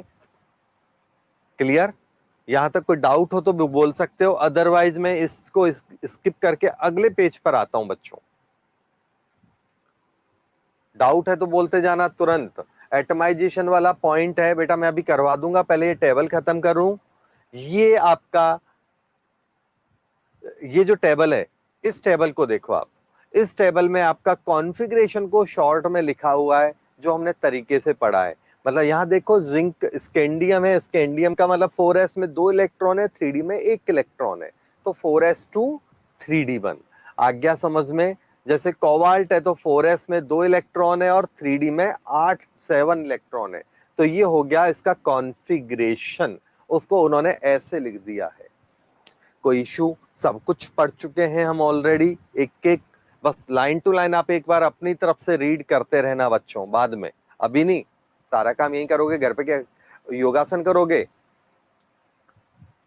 तो अब 3D के बाद अभी हमने 4D 5D सीरीज टच नहीं की थी, अब इनको यहां पर देख लो, आपका होमवर्क दूंगा, ठीक है ना। तो 4D सीरीज को मतलब देखो, जिसको सेकंड रो भी बोलते हैं, सेम सेम कॉन्फ़िगरेशन है, केवल नायोबियम देखो। नायोबियम में अपने हिसाब से होना चाहिए था, एस में 2 इलेक्ट्रॉन और डी में 3 इलेक्ट्रॉन। लेकिन एक्चुअली क्या होता है कि 3D में तो क्या होता है, न्यूक्लियस का अटेंशन पूरा होता है। ढंग से सुनना, 3D सीरीज में तो न्यूक्लियस का प्रॉपर अटेंशन होता है, लेकिन 4D और 5D सीरीज में ये मतलब उतना इम्पैक्ट नहीं होता, तो वहां पर थोड़ी मनमर्जी चालू हो जाती है। तो नायोबियम में 4s 5s2 3d1 3d3 होने के कंपेयर में क्या हो जाता है, 5s का इलेक्ट्रॉन पहले ही प्लान कर लेता है कि मेरे को जाना है जंप करने के लिए। जंपिंग तो अगले वाले में तो होनी थी, यहाँ पर प्री प्लान हो जाता है। जैसे शादी तो 1 महीने बाद है, आप 1 महीने पहले ही तैयार अपना बैग पैक करके बैठे रहते हो कि मेरे को शादी में जाने का है, वही वाला हाल यहाँ पर है। मॉलिब्डेनम में कोई इशू नहीं है, ठीक है ना। बाकी सब में देखो, 1 इलेक्ट्रॉन फिर जो चला गया तो वहीं का ही होके रह जाता है, ये बात आप ध्यान रखना। क्लियर है कि नहीं? तो इसका मतलब आप ये मान लो, पहले 2 एलिमेंट हैं, उनके अलावा बाकी सब एलिमेंट में एस में 1 इलेक्ट्रॉन ही आपको रखना है। ये बेटर आंसर है। ऐसा क्यों? क्योंकि 4D सीरीज जो होती है उसमें साइज एकदम से बढ़ता है लेंथेनॉइड कॉन्ट्रैक्शन के कारण। लेंथेनॉइड अलग से समझाऊंगा, तो अभी इस बात को दोबारा सुन लो। 4D सीरीज में साइज एंड प्रॉपर्टी एकदम से चेंज हो जाती है बिकॉज ऑफ लेंथेनॉइड कॉन्ट्रैक्शन, और इसी के कारण पैलेडियम में भी एक साथ 2 इलेक्ट्रॉन जंप कर गए। पैलेडियम में एक साथ 2 इलेक्ट्रॉन जंप कर जाते हैं। पैलेडियम पूरी पीरियोडिक टेबल का, पैलेडियम पूरी पीरियोडिक टेबल का अकेला एग्जाम्पल है जहां पर एक साथ 2 इलेक्ट्रॉन जंप करते हैं। इसके अलावा ना कोई इससे पहले है, ना कोई इसके बाद है। 3D सीरीज देखो अब लगे हाथों। तो 3D सीरीज की अगर मैं बात करूं, तो 3D सीरीज में क्या होगा, तो 3D सीरीज में आप चेक करो, ठीक है ना। ज्यादा इशू नहीं है, केवल टंगस्टन। तो 5, तो सॉरी मैं गलत बोल गया, 3 सीरीज है, 4 5D सीरीज। तो 5D सीरीज में टंगस्टन में ये स्टेबिलिटी वाला फैक्टर लगता भी है और नहीं भी लगता। मींस यहां पर आप 6s2, ठीक है ना, 6s2 वाला जो है कंसेप्ट लगा भी सकते हो और उसकी जगह 6s1 भी कर सकते हो। कोई दिक्कत है तो बोल दो।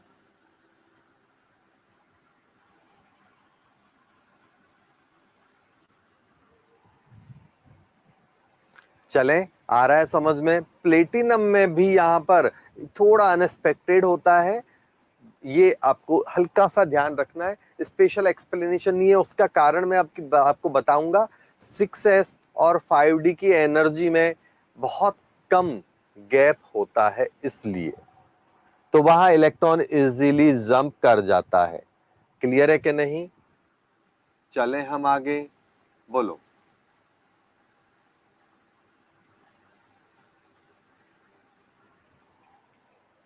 रेस्पॉन्स दो। थर्ड सीरीज में अकल आई थोड़ी सी?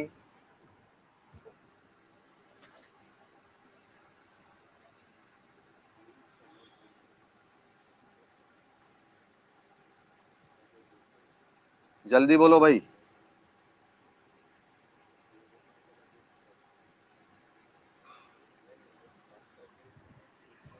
चलो, तो अगली फोर्थ सीरीज है। फोर्थ सीरीज में भी कोई स्पेशल प्रॉब्लम नहीं है, केवल स्टेबिलिटी फैक्टर साइड हो जाता है, इतना कोई वैल्यू लास्ट में नहीं होती। जो भी प्रॉपर्टीज हैं वो पहले ही में पहली सीरीज में ही होती है, उसी को हम लोग पढ़ते हैं। क्लियर है?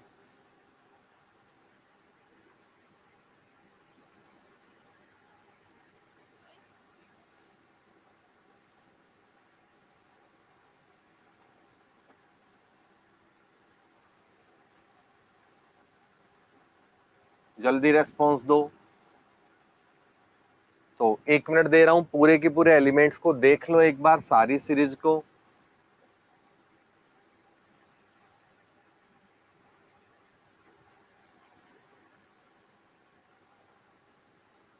जल्दी से।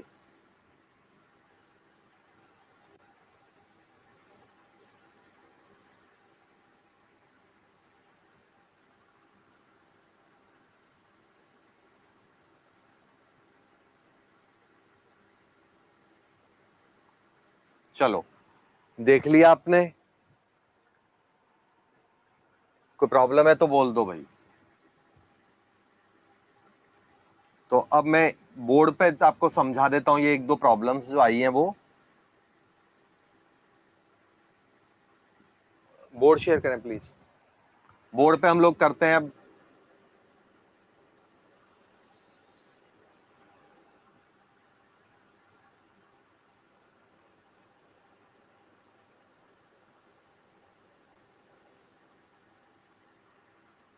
चलो देखो, अब मैंने ये जो लोचे लिखा है अपनी लैंग्वेज में, लोचे का मतलब प्रॉब्लम्स, कहां कहां पर लोचे या प्रॉब्लम्स होती हैं वो समझ लो आप। तो 4D सीरीज की बात करें तो 4D सीरीज का कॉन्फ़िगरेशन होएगा जनरली 5s1 4dx, ठीक है ना। ये क्यों होगा, मैं अलग से इसका एक्सप्लेनेशन देता हूं आपको। कहां कहां पर बात ध्यान रखनी है, कहां पर एस नहीं होगा वन में, S1 नहीं होगा, वो होगा येट्रियम, जर्कोनियम और कैडमियम में। तो कैडमियम तो सबको पता है स्टेबिलिटी है, तो वो तो 5s2 होना ही है। तो मैंने तो मैक्सिमम प्रोबेबिलिटी लिख दी, जिससे आपको बाकी सबका कॉन्फ़िगरेशन आप दनादन पूरी टेबल देखे बिना कर दो। केवल आपको पता है कि 4 मेंबर्स हैं, 4 में भी ये तो याद करने की जरूरत है ही नहीं, ठीक है ना। ये 2 मेंबर्स हैं स्टार्टिंग के, तो ये भी याद करने की जरूरत नहीं है, केवल एक ही मेंबर है जो आपको याद करना होगा। मतलब ये स्टार्टिंग के मेंबर्स हैं, तो इनमें ऐसा कोई प्रॉब्लम नहीं है कि स्टार्टिंग के हैं इसलिए। तो पहले 2, लास्ट का 1। और पैलेडियम, पैलेडियम में होना क्या चाहिए था, तो होना चाहिए था 5s2 4d8, लेकिन ऐसा नहीं होता। और इसमें क्या होता है 5s0 4d10। आगे पीछे किसी को भी लिखो, उससे कोई फर्क नहीं पड़ता, ये बात आपको बता चुका हूं। तो मैं लिख देता हूं 4D को पहले ही, जिससे आपको बुक के साथ मैच कराना इजी रहे। या कहीं भी एग्जाम में क्वेश्चन आता है तो 4D जनरली पहले ही होता है। तो पैलेडियम अकेला एग्जाम्पल है पूरी टेबल का जहां पर एक साथ 2 इलेक्ट्रॉन्स जंप कर जाए। पैलेडियम पूरी टेबल का सिंगल एग्जाम्पल है जहां पर एक साथ 2 इलेक्ट्रॉन जंप कर जाते हैं। अब देखो 5D सीरीज में केवल 2 जगह आपको लोचे याद रखने हैं। टंगस्टन का ये होता है सही, वहां पर जो क्या कहते हैं, इसको भी उल्टा ही लिख देता हूं तो आपको ज्यादा इजीली स्मूथली याद रहेगा। 5D4 6s2, 5D5 होना था लेकिन ये नहीं होता। ऐसा नहीं कि गलत है, बट वो इतना पॉपुलर नहीं है तो ये ही चलता है। इसी तरह से प्लेटिनम 78, इसका 5D जो है होना क्या था वो समझ लो, तो 5D8 6s2 होना था, लेकिन ये नहीं होके और इसका क्या हो गया 5D10 6s1 हो जाता है। ठीक है ना? ऐसा क्यों? तो उसका सीधा सा कारण है आपका, तो इस तरह की जो बात या हरकत हो रही है उसका कारण है 3D प्रॉपर्टी में। फिर साइज का एक एग्जांपल बता देता हूं तो उससे आपको समझ में आएगा। साइज क्या होगा 3D 4D 5D सीरीज, ये होना चाहिए था लेकिन हो गया यहां पर धोखा। और इसकी जगह होता क्या है साइज 3D फिर 4D, और 4D सीरीज का साइज 5D सीरीज से ज्यादा होता है। ये इनका साइज का इशू है, ये इनका साइज का इशू है। ठीक है ना? ऐसा क्यों? Because of lanthanoid contraction, because of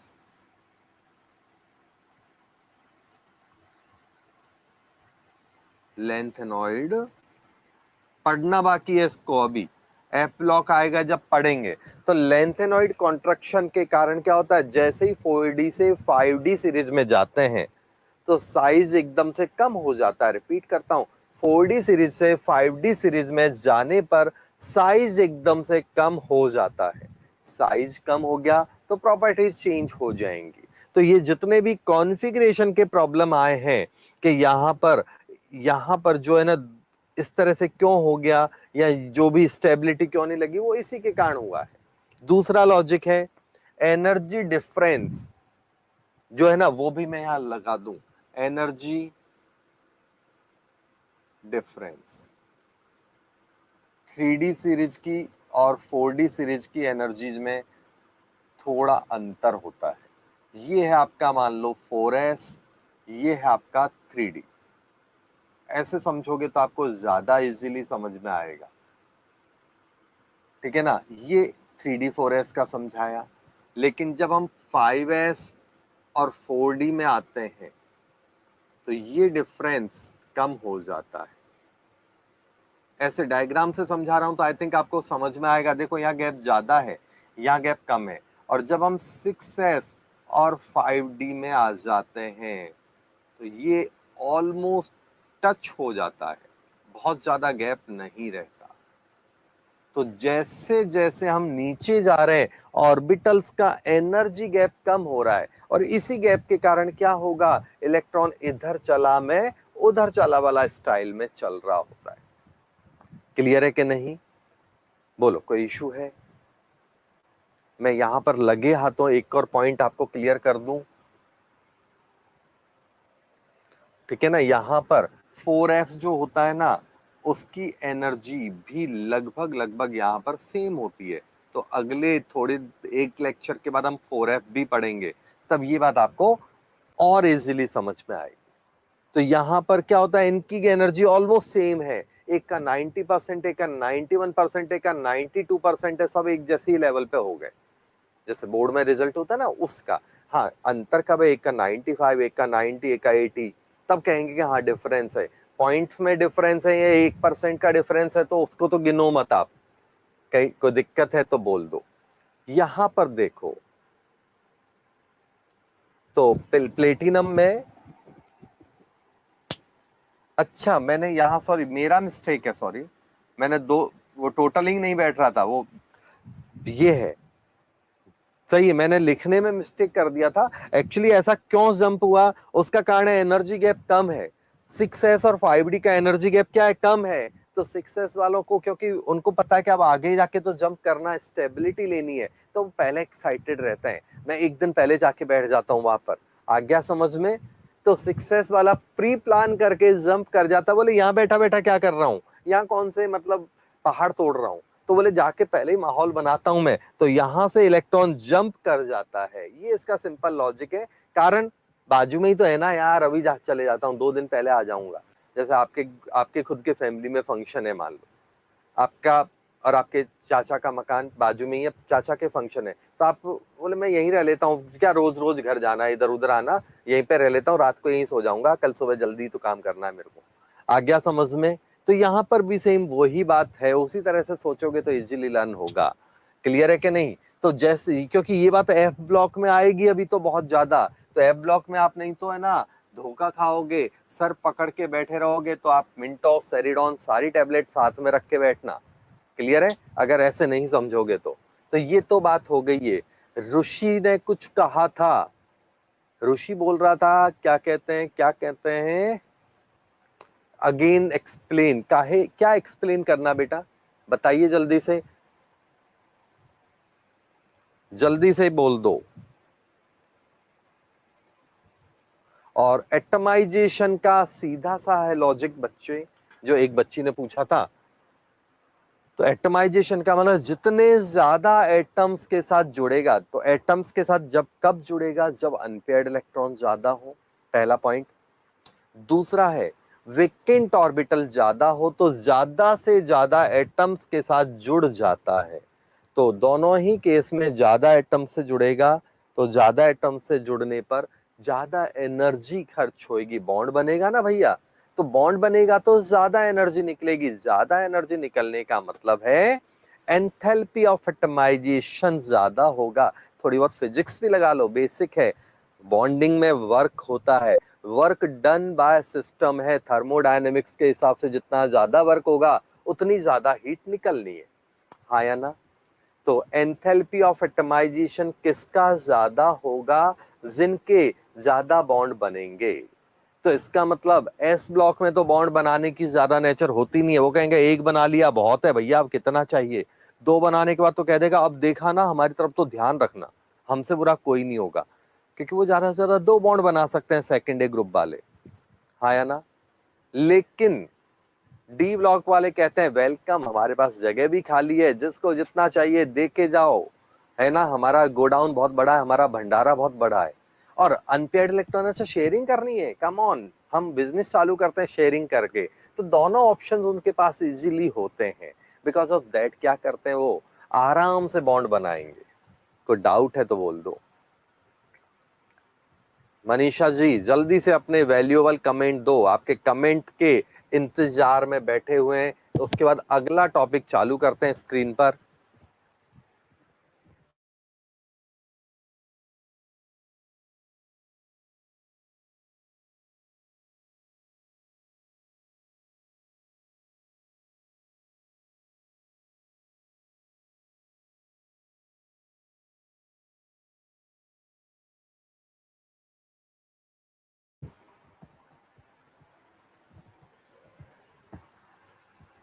अब अब हम लोग एनसीईआरटी को आगे देखते हैं, ठीक है ना।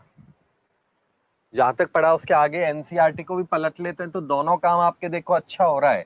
ये तरीका, मेरा फेवरेट तरीका ये होता है कि पहले अपना पूरा ज्ञान दे दो जो भी पढ़ाना है, उसके बाद फॉर्मेलिटीज के हिसाब से पेज पलट दो, है ना।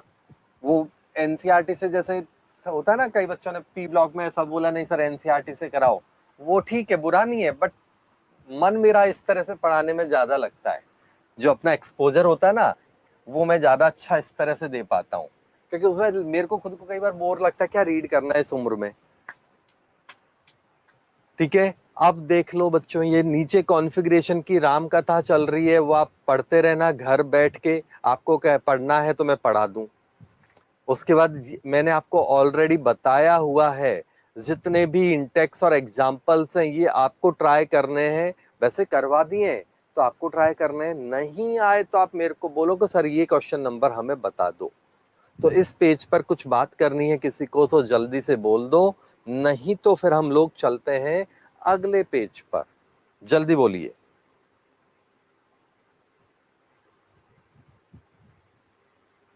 चलो फिर अगला पेज लेते हैं।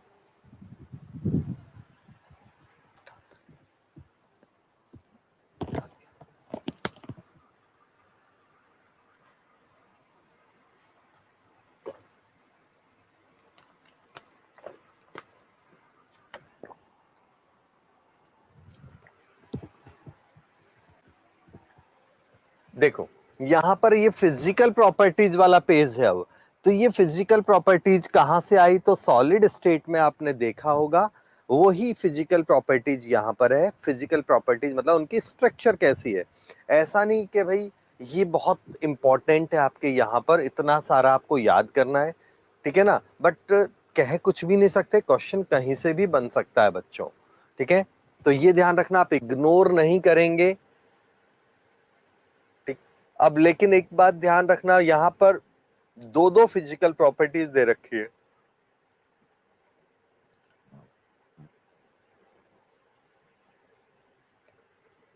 जैसे टाइटेनियम है, उसकी बीसीसी और एचसीपी दोनों टाइप की स्ट्रक्चर हो सकती है, दोनों टाइप के अरेंजमेंट में वो रह सकता है। वही बात यहां पर दे रखी है, ठीक है। कोई इशू है इसमें तो बोल दो। तो ज्यादातर अगर हम बात करें तो ज्यादातर मेंबर्स यहां आपको पता है वैसे भी सीसीबी मतलब एचसीपी अरेंजमेंट शो करते हैं। उसके अलावा एच एफसीसी के अलावा एचसीपी और बीसीसी यहाँ सफिशिएंट होता है, तो वो आप इतना एक टेंशन मत लो कि याद करके टाइम वेस्ट मत करना, ठीक है। नीचे आओ भाई थोड़ा सा। तो यहाँ पर अब नीचे जो ये ग्राफ दे रखा है उसको देखिएगा बच्चों आप। यहां से काम चालू करते हैं अपन लोग। तो इस ग्राफ में आप देख रहे हो, ये है आपका मेल्टिंग पॉइंट का ग्राफ। तो यहां पर आप चेक करो, लाल वाली जो लाइन है टाइटेनियम से लेके चल रही है। तो टाइटेनियम से क्रोमियम तक हमने क्या पढ़ा था, अनपेयर्ड इलेक्ट्रॉन बढ़ते हैं, जितने ज्यादा अनपेयर्ड इलेक्ट्रॉन होंगे मेल्टिंग पॉइंट बॉइलिंग पॉइंट उतना ज्यादा होगा। लेकिन Mn का मेल्टिंग पॉइंट एकदम कम हो गया, उसका कारण क्या है, तो उसका कारण है electrons sorry stability of half filled D orbitals. आ गया समझ में। अगले पेज पर आइएगा भाई। इसको टेबल दे रखा है, तो उस ग्राफ के बजाय टेबल से करेंगे तो ज्यादा अच्छा समझ में आएगा। अगले पेज पर इसकी टेबल है। कमेंट देते रहो जब तक आप अपने बच्चों समझ में आ रहा है।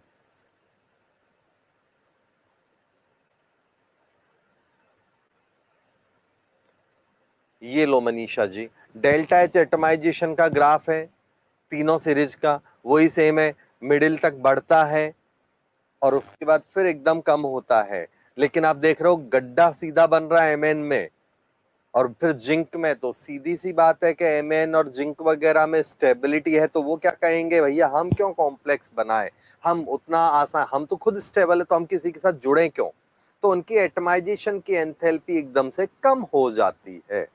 एटमाइजेशन की एंथैल्पी उनकी एकदम कम होगी। किसकी, जो भी स्टेबल कॉन्फ़िगरेशन होगा, जो भी स्टेबल कॉन्फ़िगरेशन होता है, उनकी एंथैल्पी ऑफ एटमाइजेशन कम हो जाता है। आ गया समझ में। टेबल से ये बात और अच्छी तरह से क्लियर करेंगे। यहां क्या तीनों सीरीज का कंपेयर है, तो सबका कंसेप्ट सेम है। अगला देखो आप, एटॉमिक साइज और आयोनिक साइज के वेरिएशंस हैं, इसको भी टेबल पे आ जाते हैं हम लोग। आगे मूव करो भाई। अभी ये जो थियोरेटिकल पॉइंट है ये इतना कुछ खास इंपॉर्टेंट नहीं है, ठीक है।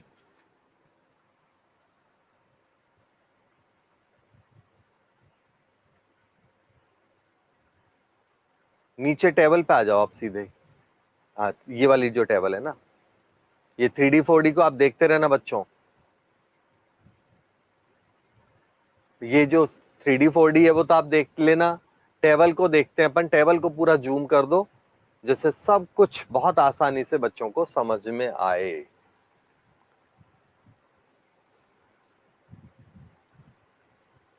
यहां आप देख रहे हो स्कैंडियम से लेके जिंक तक कॉन्फ़िगरेशन है, ये हम पढ़ चुके हैं, ठीक है ना। उनके आयंस की साइज और कॉन्फ़िगरेशन, आयंस का कॉन्फ़िगरेशन भी हम लोग देख चुके हैं। एटमाइजेशन की एंथैल्पी को अब मैथमेटिकल डेटा से देखो, ग्राफ के कंपेयर में डेटा वाइज आपको ज्यादा अच्छा समझ में आएगा, तो इसलिए मैंने पीछे के ग्राफ को ऐसे ही फॉर्मेलिटीज में बदल दिया था। अब यहां पर एक बात देख रहे हो, एटमाइजेशन का मतलब है कि जो जितने ज्यादा कॉम्प्लेक्स बनाएगा, एटमाइजेशन की एंथैल्पी उतनी ज्यादा होगी, जितने ज्यादा एटम्स के साथ वो जुड़ेगा एटमाइजेशन की एंथैल्पी उतना ज्यादा होती है।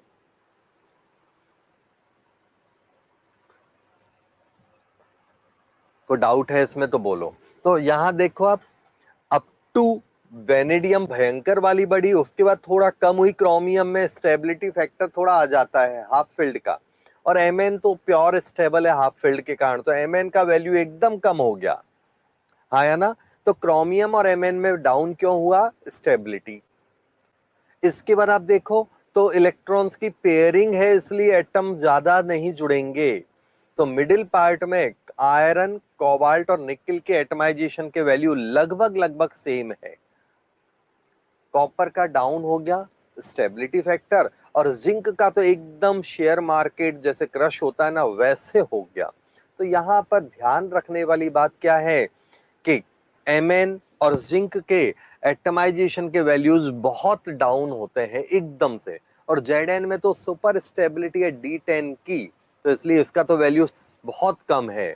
वो तो कहेगा भैया मैं तो बहुत स्टेबल हूं, मैं क्यों बॉन्ड बनाऊं। आ गया क्या नहीं आया। तो ये एटमाइजेशन वाली बात हो गई। अब बात करते हैं यहां पर, एटमाइजेशन अब क्लियर है सबको, याद करने वाला पॉइंट है Mn और जिंक। बाकी ये कहो कि मिडिल तक बढ़ता है बाद में कम होने लगता है, क्योंकि बॉन्डिंग या पेयरिंग इलेक्ट्रॉन्स की हो जाती है तो बॉन्ड कम बनेंगे। आईपी का वैल्यू देखो, हमारे को जो ध्यान रखने वाला वैल्यू होता है ना बच्चों, वो फर्स्ट आईपी ही होता है, सेकंड थर्ड आईपी आपको याद नहीं करने, सेकंड थर्ड आईपी आपको याद नहीं करने।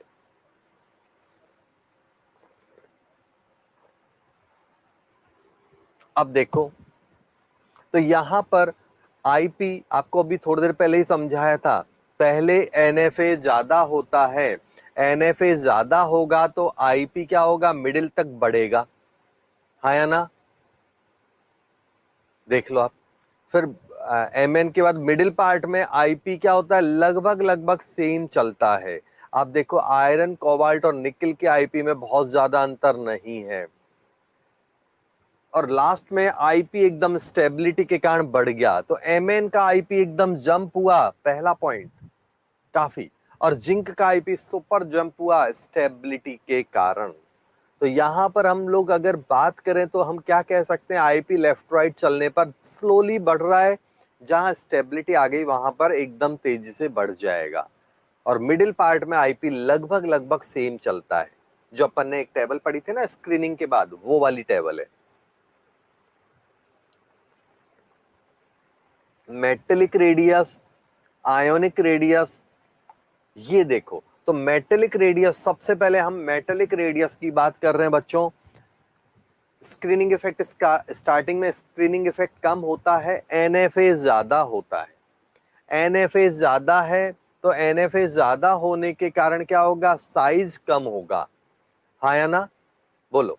तो देखो 164 से पहले साइज कम हो रहा है, 129 तक हो गया क्रोमियम में, Mn में स्टेबिलिटी के कारण साइज थोड़ा सा बढ़ जाता है, फिर मिडिल पार्ट के साइज तो लगभग लगभग सारे सेम है, आयरन, कोबाल्ट, निकल का, और जिंक का स्टेबिलिटी के कारण साइज थोड़ा सा फिर बढ़ गया, कॉपर और जिंक का। क्लियर है कि नहीं।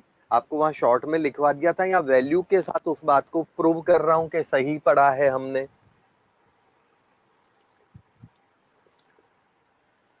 रिपीट कर दूं, रिपीट क्या होगा कि साइज पहले NFA ज्यादा है, स्क्रीनिंग इफेक्ट कम है। NFA ज्यादा और स्क्रीनिंग इफेक्ट कम है, इसका मतलब क्या होगा,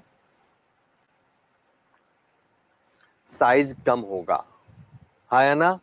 मिडिल पार्ट में दोनों लगभग एक दूसरे के बराबर हैं, तो साइज क्या होगा, वहां लगभग लगभग सेम रहेगा।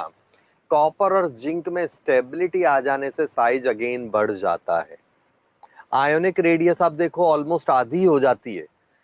तो ये आपको मैंने पहले भी बोला है, जैसे पॉजिटिव आयन बनने का मतलब वैल्यू लगभग आधा कर दो, नेगेटिव आयन बनने का मतलब 50-70% बढ़ा दो।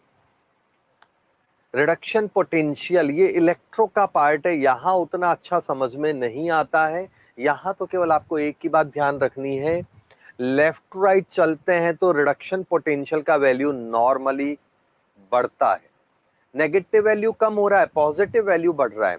और रिडक्शन पोटेंशियल पॉजिटिव में जितना ज्यादा होगा वो उतना वीक रिड्यूसिंग एजेंट होगा, जितना ज्यादा नेगेटिव वैल्यू उतना स्ट्रॉन्ग ऑक्सीडाइजिंग रिड्यूसिंग एजेंट।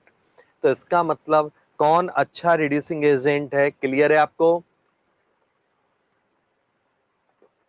खत्म। चले हम आगे। तो आयरन ध्यान रखने का पॉइंट है, केवल आयरन जो होता है वो ही यहां पर बेटर सॉरी पॉजिटिव है, बाकी सबके वैल्यूज नेगेटिव होते हैं। आयरन पॉजिटिव है, बाकी सबके वैल्यूज नेगेटिव है। डेंसिटी पे कोई क्वेश्चन बनता नहीं है, डेंसिटी बिंदास लेफ्ट टू राइट चलने पर कम हो बढ़ती है, सॉरी डेंसिटी बिंदास लेफ्ट राइट चलने पर बढ़ती है, केवल और केवल जहां स्टेबिलिटी आ जाती है वहां पर डेंसिटी थोड़ा सा वेरी कर जाती है बस। क्यों, क्योंकि साइज अनएक्सपेक्टेड बढ़ जाता है। जिंक में देखो आप, तो साइज बढ़ गया तो डेंस कम होएगा, कोई दिक्कत। तो ये बच्चों आज हमने डी ब्लॉक का ये वाला पार्ट देखा, ठीक है ना। साइज कम क्यों होगा, सेम क्यों होगा, उसका कारण है एनएफए और स्क्रीनिंग इफेक्ट एक दूसरे के लगभग बराबर होते हैं। तो आप इसके लिए वो जो टेबल बनाई थी ना बच्चों, स्क्रीनिंग इफेक्ट और एनएफए की, वहां पर एलिमेंट वाइज बताया था, वो रेफर करना, बहुत इजीली आपको समझ में आएगा, ठीक है। चलो खत्म। अगले एपिसोड में डी ब्लॉक को आगे कंटिन्यू करेंगे, तो मिलते हैं जल्दी ही अगले एपिसोड में। तब तक के लिए नमस्कार।